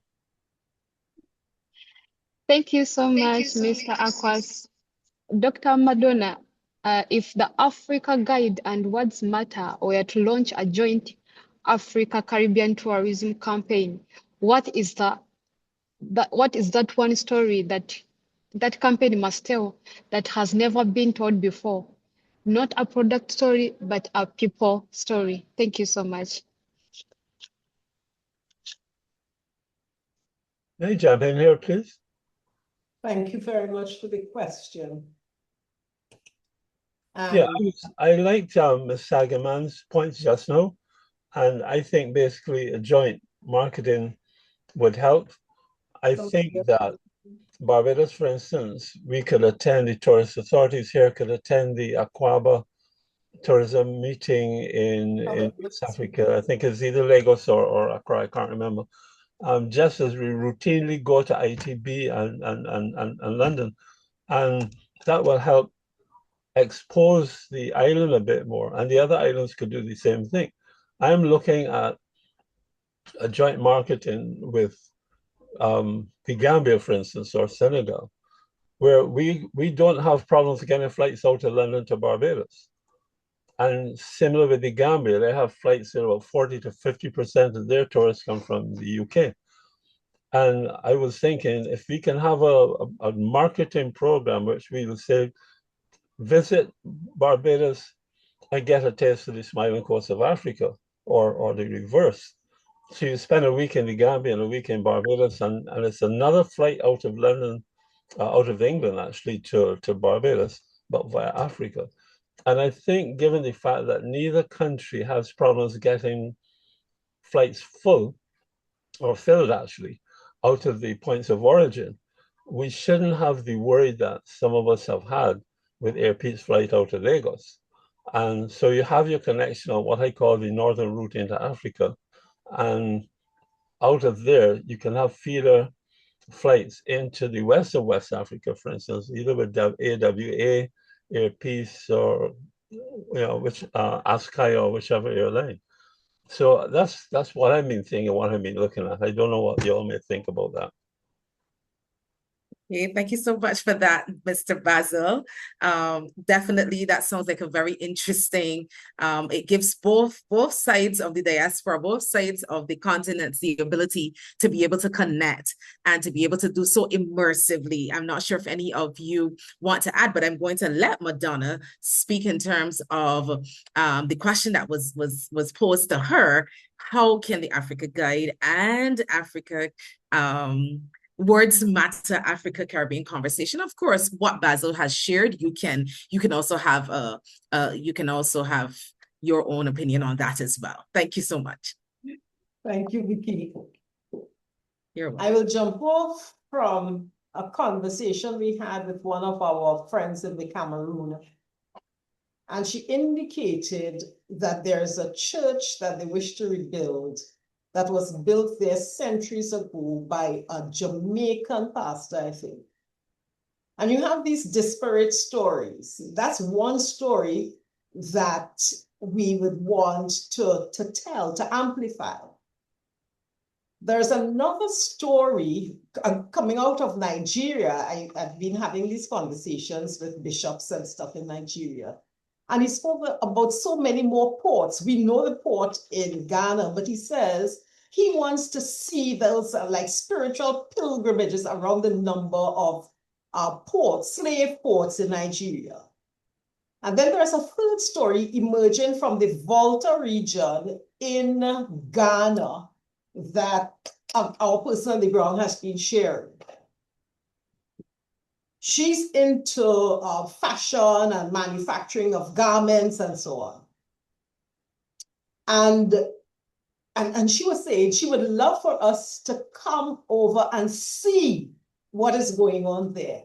And so the garment piece, the agritourism piece around how people in these, and Volta is a fishing area, it's way smaller and so on.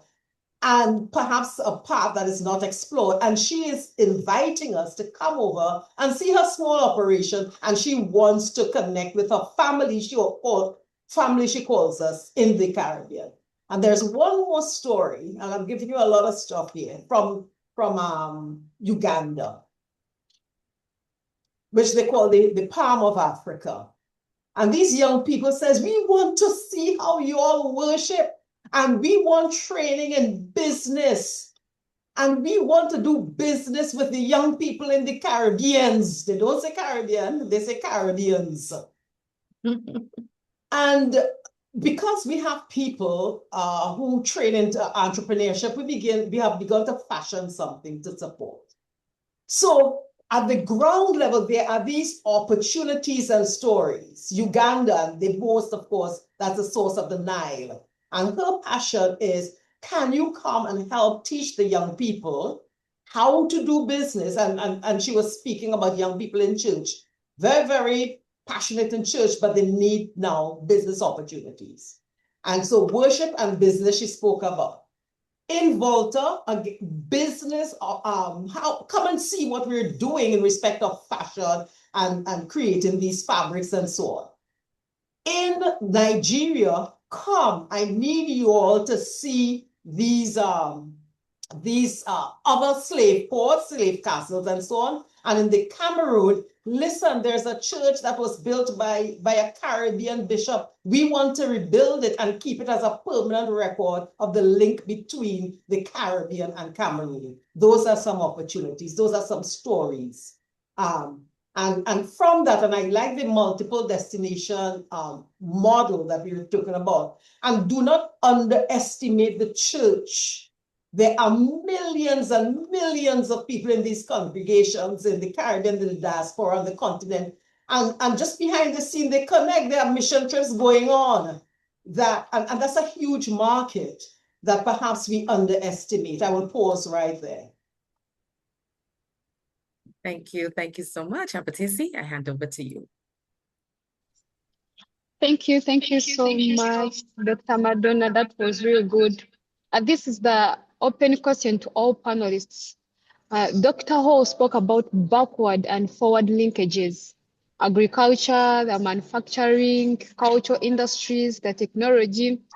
What does a people-centered Africa Caribbean tourism economy look like when it is actually working? Please, each panelist paint us one picture and what has really changed. 2 minutes each. Thank you. Beginning with Dr. Akwasi, Mr. Akwasi, sorry. Today you are giving a lot of doctorates, so we are taking it. Yeah. So, all right. Thank you. Apatisi, is it right? Yeah. Okay. Anyway, so I think you're now moving into more the business side of things, and I believe that when you go to the Caribbean countries, a lot of hotels, hospitality chains, and the consumption of fruits, vegetables, and the like. I mean, even if you take yams in Trinidad and Tobago, I mean, when I was there was a shortage of yams. Where are these produce coming from? And how do they get there?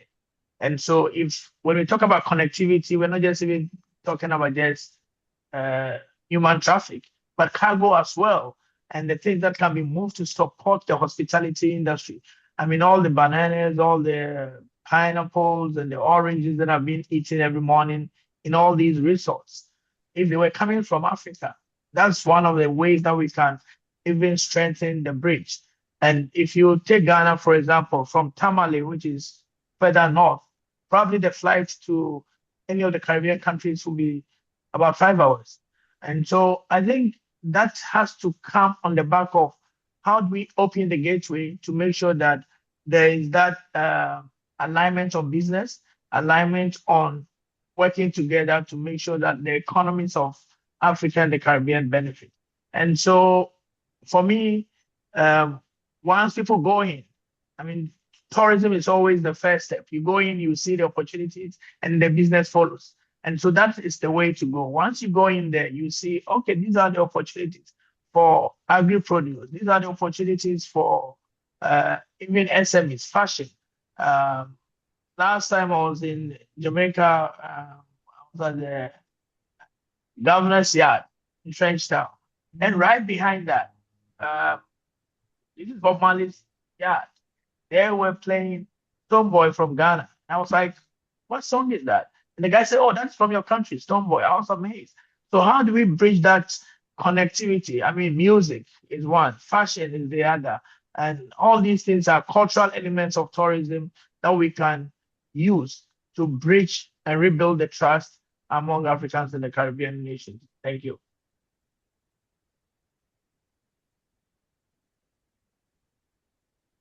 We move on to Mr. Dr. Hall, sorry. Let the doctors flow. Let the doctors flow. We move on to Dr. Hall for that question. You're muted again.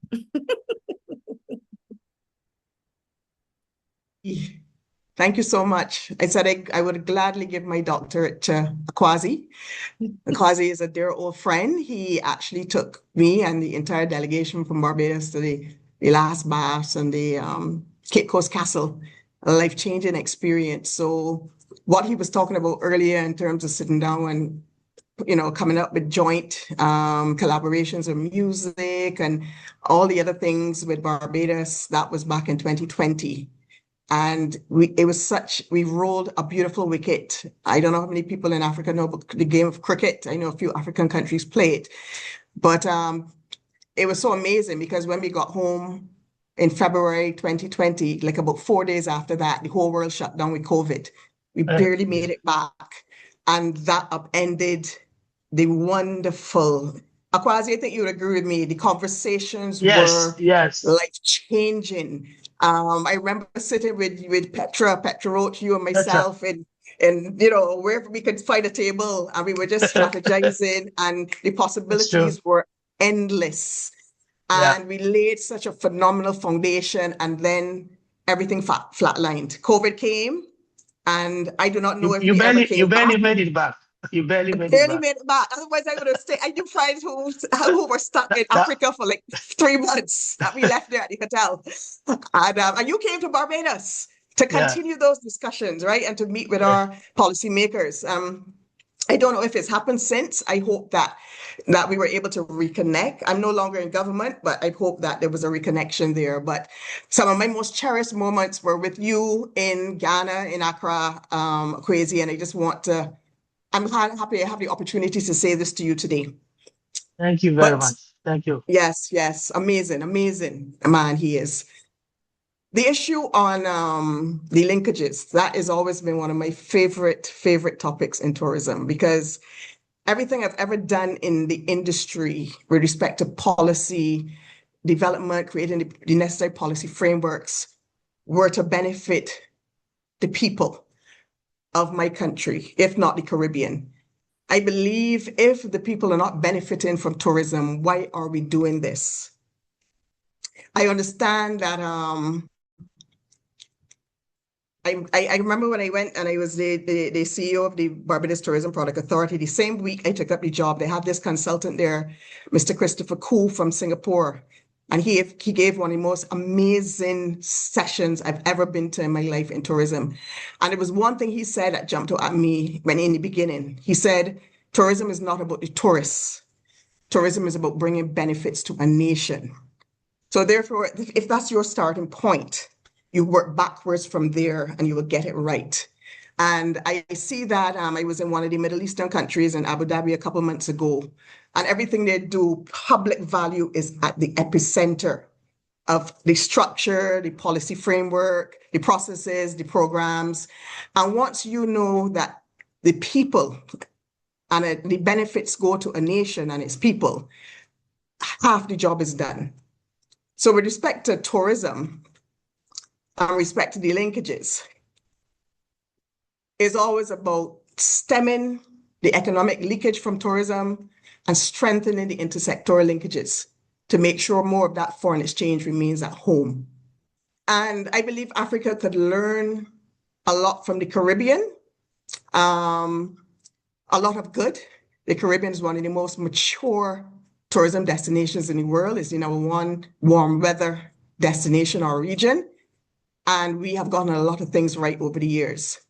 But one of the things that has always bothered me about our region and our Caribbean tourism offering is the whole issue of foreign exchange leakage. Now, 80 cents on every dollar earned in tourism in the Caribbean never makes it to our shores. We make 20 cents on every dollar. So while tourism is a major foreign exchange earner in the Caribbean, and it does do a lot, it pays the bills. A lot of economists who are opponents of tourism have always looked at it with a jaundiced eye and said the economic impact is not as much as we project it to be. But it does bring in funds to the Caribbean. But 80 cents out of every dollar, that's just too much. You find that who makes money? It's $1 billion industry. But who makes money from tourism in the Caribbean are the foreign entities, the hotel, the international hotel chains, the airlines, the cruise ships, the tour operators and travel agents, the food distribution centers. Could we pretty much import practically everything to service the tourism industry. So the money we make from tourism comes in on one hand and then goes back out on the other. That is not sustainable. And we want that money to remain within the economy and to filter down to the man in the street, those tourism dollars. That's when we know we have a people-centered, successful tourism industry. Because you don't just measure tourism success by arrivals, it's demand-driven arrivals. You measure tourism success by spend, foreign exchange retention, and social and economic impacts and environmental impacts of the tourism industry.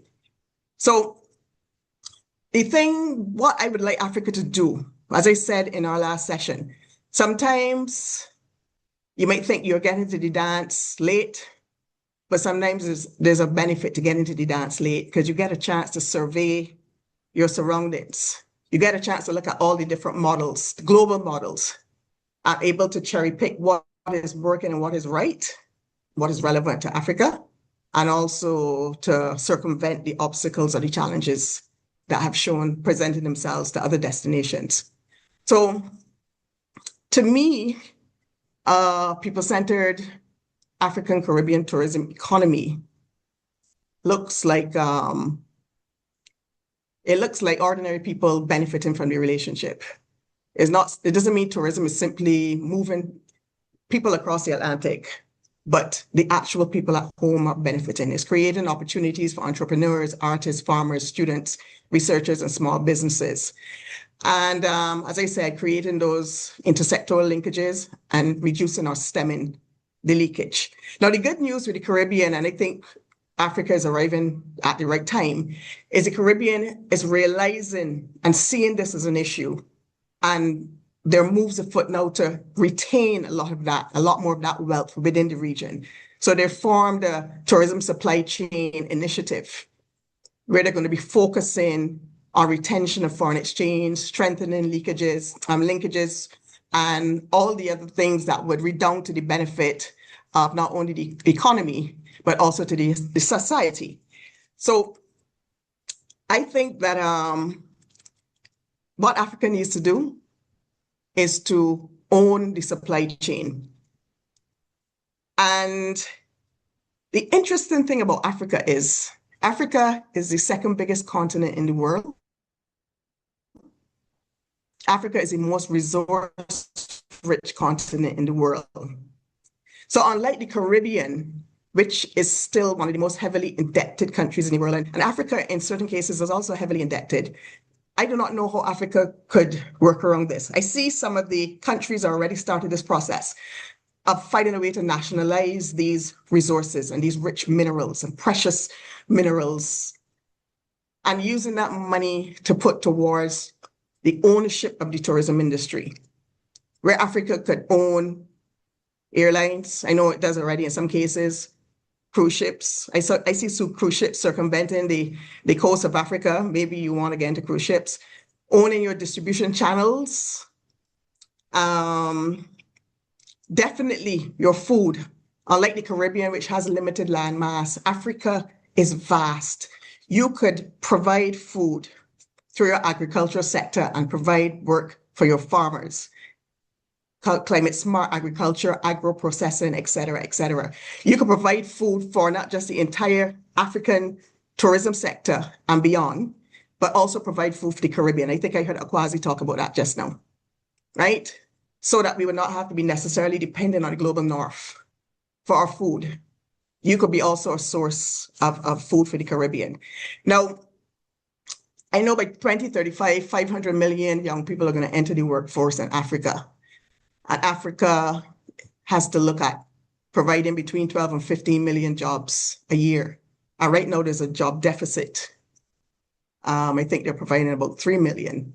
So you have to look for opportunities, and not just opportunities for low-wage earning jobs, opportunities, entrepreneurship. There was a survey done in the Caribbean a couple of years ago, I think by the Caribbean Tourism Organization. I always talk about this. And it showed that young people are not necessarily interested in going into hotels or working in the industry. They're interested in entrepreneurship. Generation now and generation next are interested in entrepreneurship. And the tourism industry, if run the way it should be run, as a vehicle for social and economic transformation and a platform for the creation of generational wealth, by managing the industry the way it should, by creating pathways from the visitor with that foreign exchange directly to the man in the street. And thank God what Africa has that we don't have in the region on a broad-based perspective is Africa leads the world with mobile payments. So the man in the street, the vendors and the I don't know if y'all do coconut water like we do in the Caribbean, but the man in the street is able to have access to that foreign exchange because of that mobile payments and that those cashless payments. So there are things that we could teach each other. Africa is a vast country. Africa transcends several climatic regions. You could find dry deserts, tropical rainforests. You could find snow-topped mountains in Africa. Right now, we are talking about West Africa because that is the connection that we have to the Caribbean. But we have to understand Africa is a vast land of 54 countries. So whereas West Africa is already in, I know we're Akwasi, we're going to come and stay with you, but you're going to open the floodgates to the entire continent, North Africa, West, East, South, and Central Africa. So when we are able to diversify the tourism industry, tourism-led economic diversification through tourism-led tourism diversification, where we're able to develop not just Africa kind of corners the market with safari tourism, just like how the Caribbean is Sandsea and sun tourism. That's the basis of our model. But there's so much more. There's so much more to Africa, just like there's so much more to the Caribbean. So you're doing cultural heritage tourism, you're doing culinary tourism, agro-tourism, rural tourism, community tourism, health and wellness tourism. And once you're able to break the industry out into these various alternative forms of tourism, that is where you're going to stimulate entrepreneurship and business, small, micro, medium-sized businesses, and your people are able then to find the opportunities to then branch out and to be able to make, to get their fair share of the visitor economy and benefit from the prosperity that tourism brings. So I believe, and I will pull up here because I think I've gone on for too long. I believe that Africa, the Caribbean is now getting there when it's focusing on how does it retain more of this foreign exchange and entrepreneurship and to break out. Africa is now at the stage where it could learn from that and ensure that they don't have to go down the road for many, many decades like we have, and find ways to ensure that those linkages are cemented, that leakage is stemmed, and that artery is cut off, and more or the majority of that foreign exchange for tourism remains in Africa to benefit Africa and the socioeconomic life of the people on the continent. Thank you so much. Thank you so much, Dr. Kerry. That was well said. Can I now hear from Charles Inkai?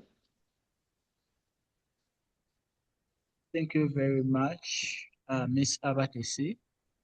For me, people-centered Africa Caribbean tourism economy, I would suggest it as an economy where tourism is not only measured by visitor numbers, but by the relationships and opportunities that tourism itself creates. What I mean here is that local communities, young people, content creators, farmers, artists, and everyone who is held accountable is not just a spectator in tourism, but I want them to be active participants in the tourism value chain. They should participate to the growth and to the connection between the two diasporas. I think technology is a tool which will allow us to communicate and tell our own stories, to market our experiences and connect directly with travelers, both from Africa and from the Caribbean. The success of this partnership would not only be seen through more flights between Africa and the Caribbean. I think it will be seen through more cultural exchanges.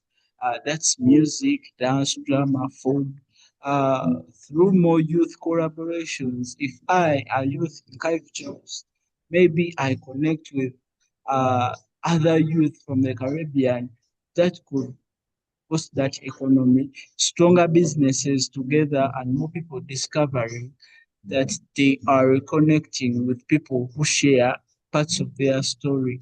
Because us Africans share part of the story that Caribbean desires to know, that they think they are connected to, and indeed it's true they are connected to us. So them reconnecting with us shares a story of their past. The biggest change would be that tourism moves from being something people consume to something people build together. That's my conclusion, and thank you very much. Thank you so much, Mr. Charles. Can I now hear from Dr. Madonna? Yes, thank you. Thank you very much. Yes. And jumping off from what Charles says, I'll coin this term. This people-centered Africa Caribbean tourism economy, it looks like coming home. It looks like coming home.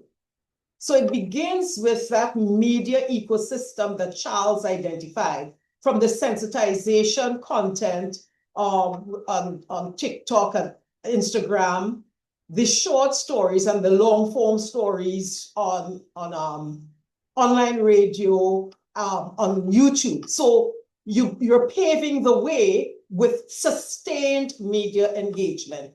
And I'm not sure, David, if that's something that is bankable for you all. Right? That's one piece there. And Akwasi, that media ecosystem that sends the message forward has to be sustained. The second part of coming home is that it's a home is like a geographical space where in our culture, the ancestors say it's where your navel string buried. Meaning you go to a space and you feel that spiritual, emotional connection. So the packaging is around those geographical spaces where people feel, I've come home. That's Dr. Hall was talking about. I've come home. The other part of that tourism economy, and I'm calling it feels like coming home, is where the receiving parties, wherever possible, share homes and home-styled bed and breakfast facilities and experiences. It connects with Dr. Hall when she was saying, how can we keep the foreign exchange within the economies?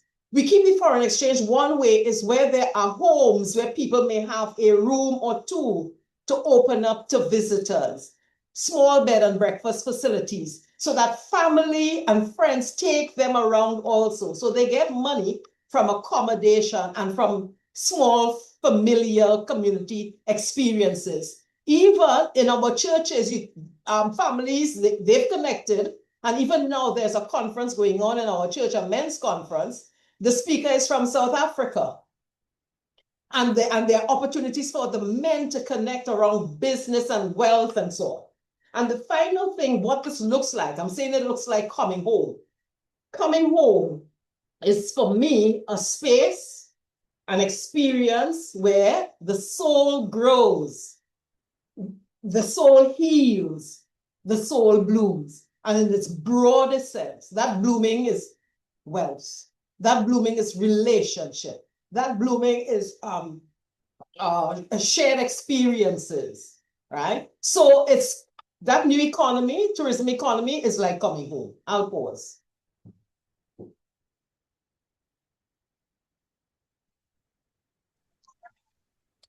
Thank you so much.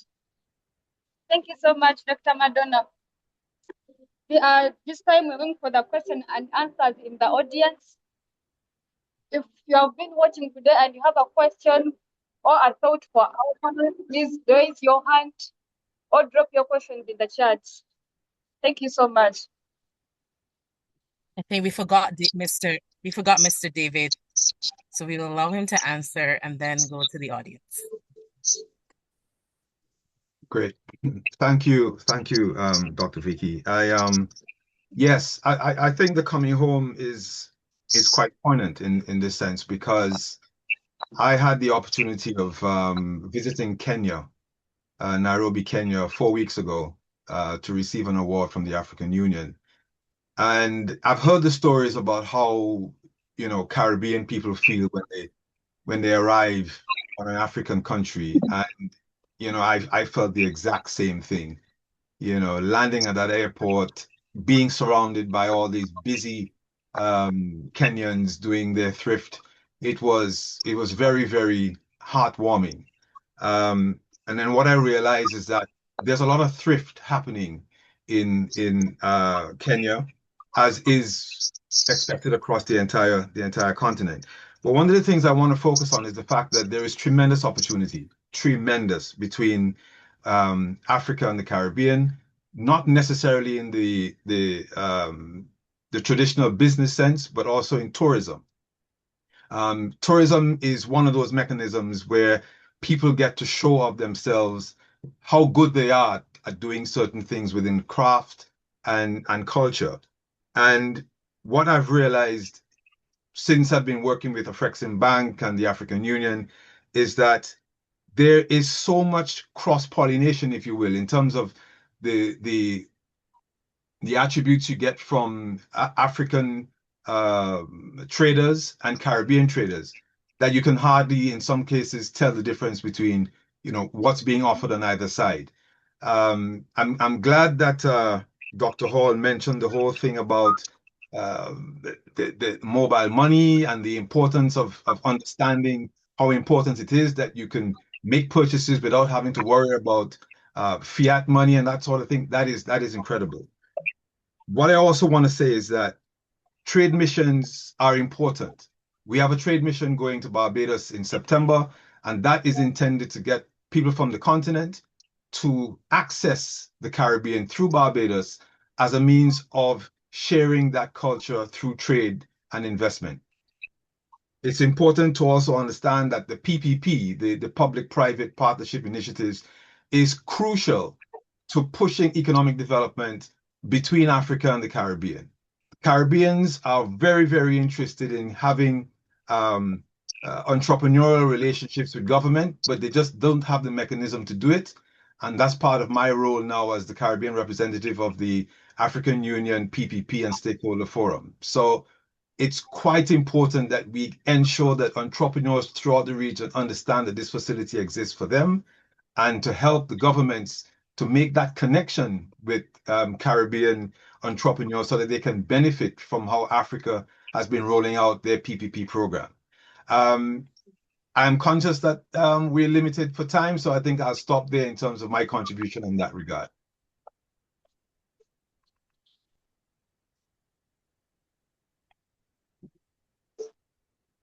At this time, we open the floor to anyone who may have questions. Please feel free to open your mic and ask any of the panelists any questions that you may have.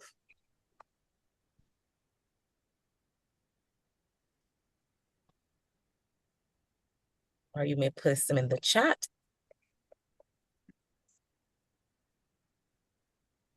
Okay, so I don't see any questions here, So at this point, we will come down to a close. We have one more question that we want each person in just about 60 seconds, if you can, to tell us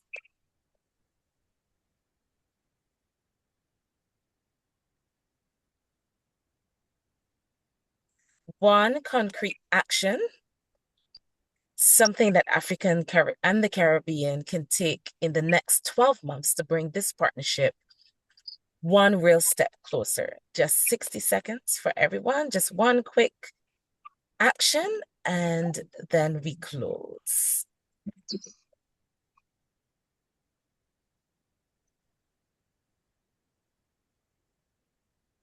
And we can begin with Dr. Hall. So this is for the panelists.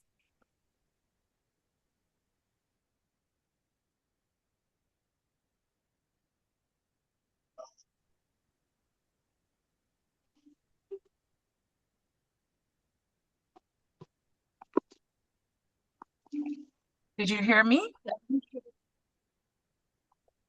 Any of the panelists hear me? It's me. Yes, just one quick action for us to bring this partnership one step closer in the next 60 seconds, each panelist. Dr. Hall, you can begin. Yeah, I'm, as I said in my speech, a lot of what we're doing here, the generation now is the generation that's really gonna bridge that gap between Africa and the Caribbean. Even though I think the older generation will come along, and there's some of them who are very conscious and interested in that. But I believe that the Caribbean and Africa should start like a kind of youth on entrepreneurship type of program. As Africa and the Caribbean seek to own the tourism supply chain, and this will also create numerous opportunities for locals to provide the product and services to supply the sector.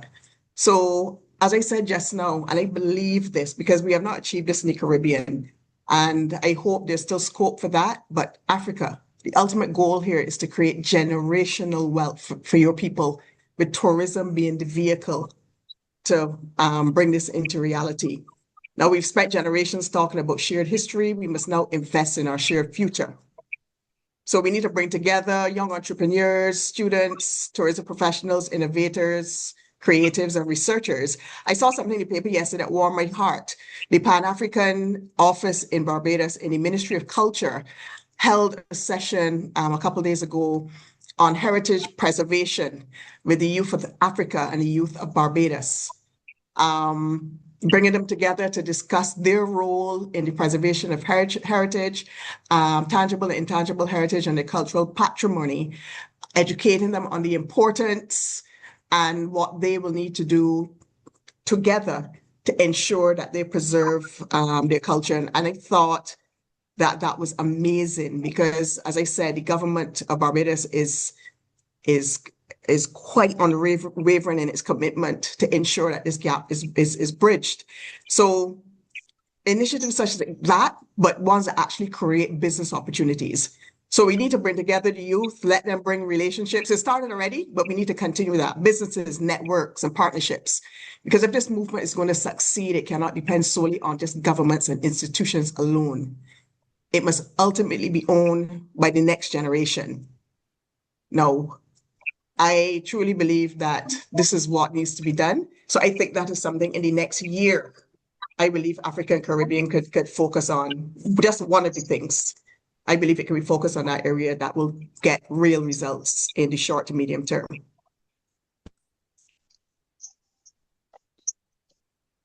Thank you, That's Mr. it. Akwasi.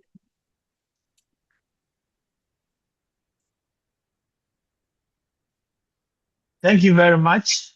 I believe we can, out of this conversation, I think for me, the closing action would be for us to push for the launch of a pilot Africa-Caribbean travel corridor, where we could have maybe 3 curated itineraries, co-funded marketing budgets, and then guaranteed seats for the airlines that, in this case, Air Peace. So this will not just be a product, something that people can book tomorrow.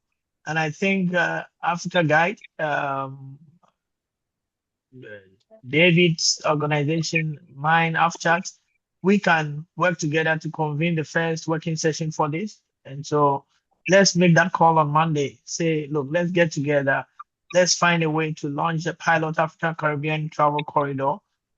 We can bring on board Air Peace, Caribbean Airlines as anchors on the aviation side. 2 tourism boards. I mean, Ghana, obviously, Barbados has been very supportive in that sense. Jamaica, we can bring them. Let's find ways to get the first MOU signed to drive this marketing agenda, drive this product agenda. And so within 12 months, we can come back and see how these itineraries have done, how many seats we have sold on the planes. And so let us not leave this room without really agreeing how we move forward. And I believe that for me, a pilot program is the way to go. Once that becomes a success, and I believe it will be a success given the ideas that have been pushed in this room, then we can roll it out Africa-wide. Start doing the multi-destination sales and getting things going. And so for me, that would be the way to go. Definitely. Thank you so much for that. And I think all of us here, we can come together as a team and get that done together with the Africa Guide and with you as well. So next person, I will ask David, followed by Madonna and then Charles before we close. Yes, thank you, thank you. And it's amazing that Akwasi mentioned that, because my contribution was going to be to see how we can, within the next 12 months, improve direct commercial and diplomatic ties between Africa and the Caribbean, and also to increase connectivity. So what better way to do it than through this initiative that Akwasi is suggesting, and I'm on board. We can start the ball rolling with an initial discussion on Monday, if he so chooses, so that we can see where we get to in 12 months. Thank you. Madonna and then Charles. Yes, thank you. In the next 12 months, but we have begun this, is about curating and creating and uploading stories, because it's about sustained engagement. Our media platform called Words Matter Africa Caribbean Conversations, we have 4 content pillars: faith, tourism, business, and youth. And so you can check it out. It's already up and running. But for the next 12 months, we will be curating and creating and uploading stories from professionals, from artists, from church leaders throughout our global network of churches on our common passion and experiences around food, faith, and fellowship. Thank you.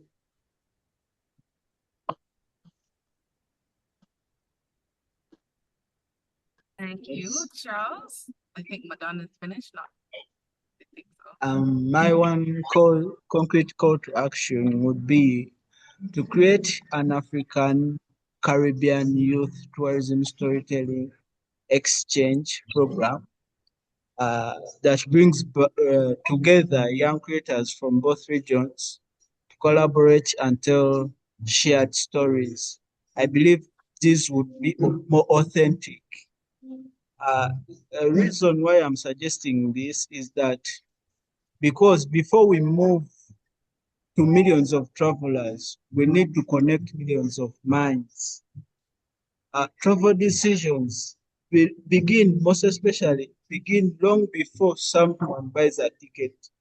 So this initiative would begin when someone develops curiosity, familiarity, and emotional connection with a place.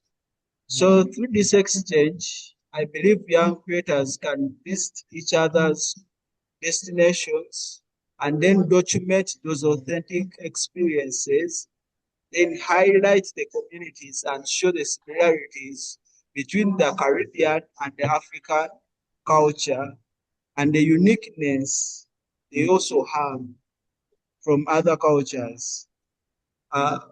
My generation already knows everything, so don't need to beat up the Africa and the Caribbean connection, but we need platforms that allow us to experience and express and strengthen that connection which is available. I believe that if we use storytelling as the first bridge, tourism becomes the journey that follows what everything else will be in future. Thank you. Thank you so much. Thank you, everyone. On behalf of the Africa Guide, I want to thank everyone who has brought their voices, their questions, and their presence to this session today. What we have done today is historic, not because of the platform, but because of the people, the voices on this panel, and the voices in the audience have moved this conversation from aspiration into action. We heard today how we were separated, we looked honestly and where we are, and we mapped together the first steps of where we are going. The Africa Guide will publish the full recording of today's session on Africa Guide TV within 48 hours. We will produce a panel report, a written synthesis of the key insights within 1 week, and we will share clips, assets, and resources with every panelist and audience member who wants to amplify this conversation in their own community. Our journey continues on July 31st. The Africa Guide convenes the Zimbabwe Roundabout, our next major conversation. This time going deep into one of Africa's most extraordinary flagship destinations. Details will follow. Stay closely. To our panelists, Dr. Hall, Dr. Madonna, Charles, Mr. Akwasi, and Mr. David Roberts, you have given the conversation everything it needed. We are deeply grateful. And to everyone who showed up today from Barbados, from Nigeria, from Ghana, from Uganda, and other parts of Africa, from the UK, from Canada, from the Caribbean diaspora, from the African diaspora, thank you for being here. This conversation belongs to all of us. The Africa Guide, Discover, Celebrate, Connect. Thank you so much. Thank you so much. On behalf of the Africa Guide, thank you for being part of this great moment. The panel is now closed. Thank you so much. We appreciate everyone. Thank you. Bye-bye. Have a great day. Thank you. Bye-bye. Thank Welcome, you. everyone. It And was a have a pleasure. great Thank Bye, you. Akwasi. day and a good weekend. Bye. Bye.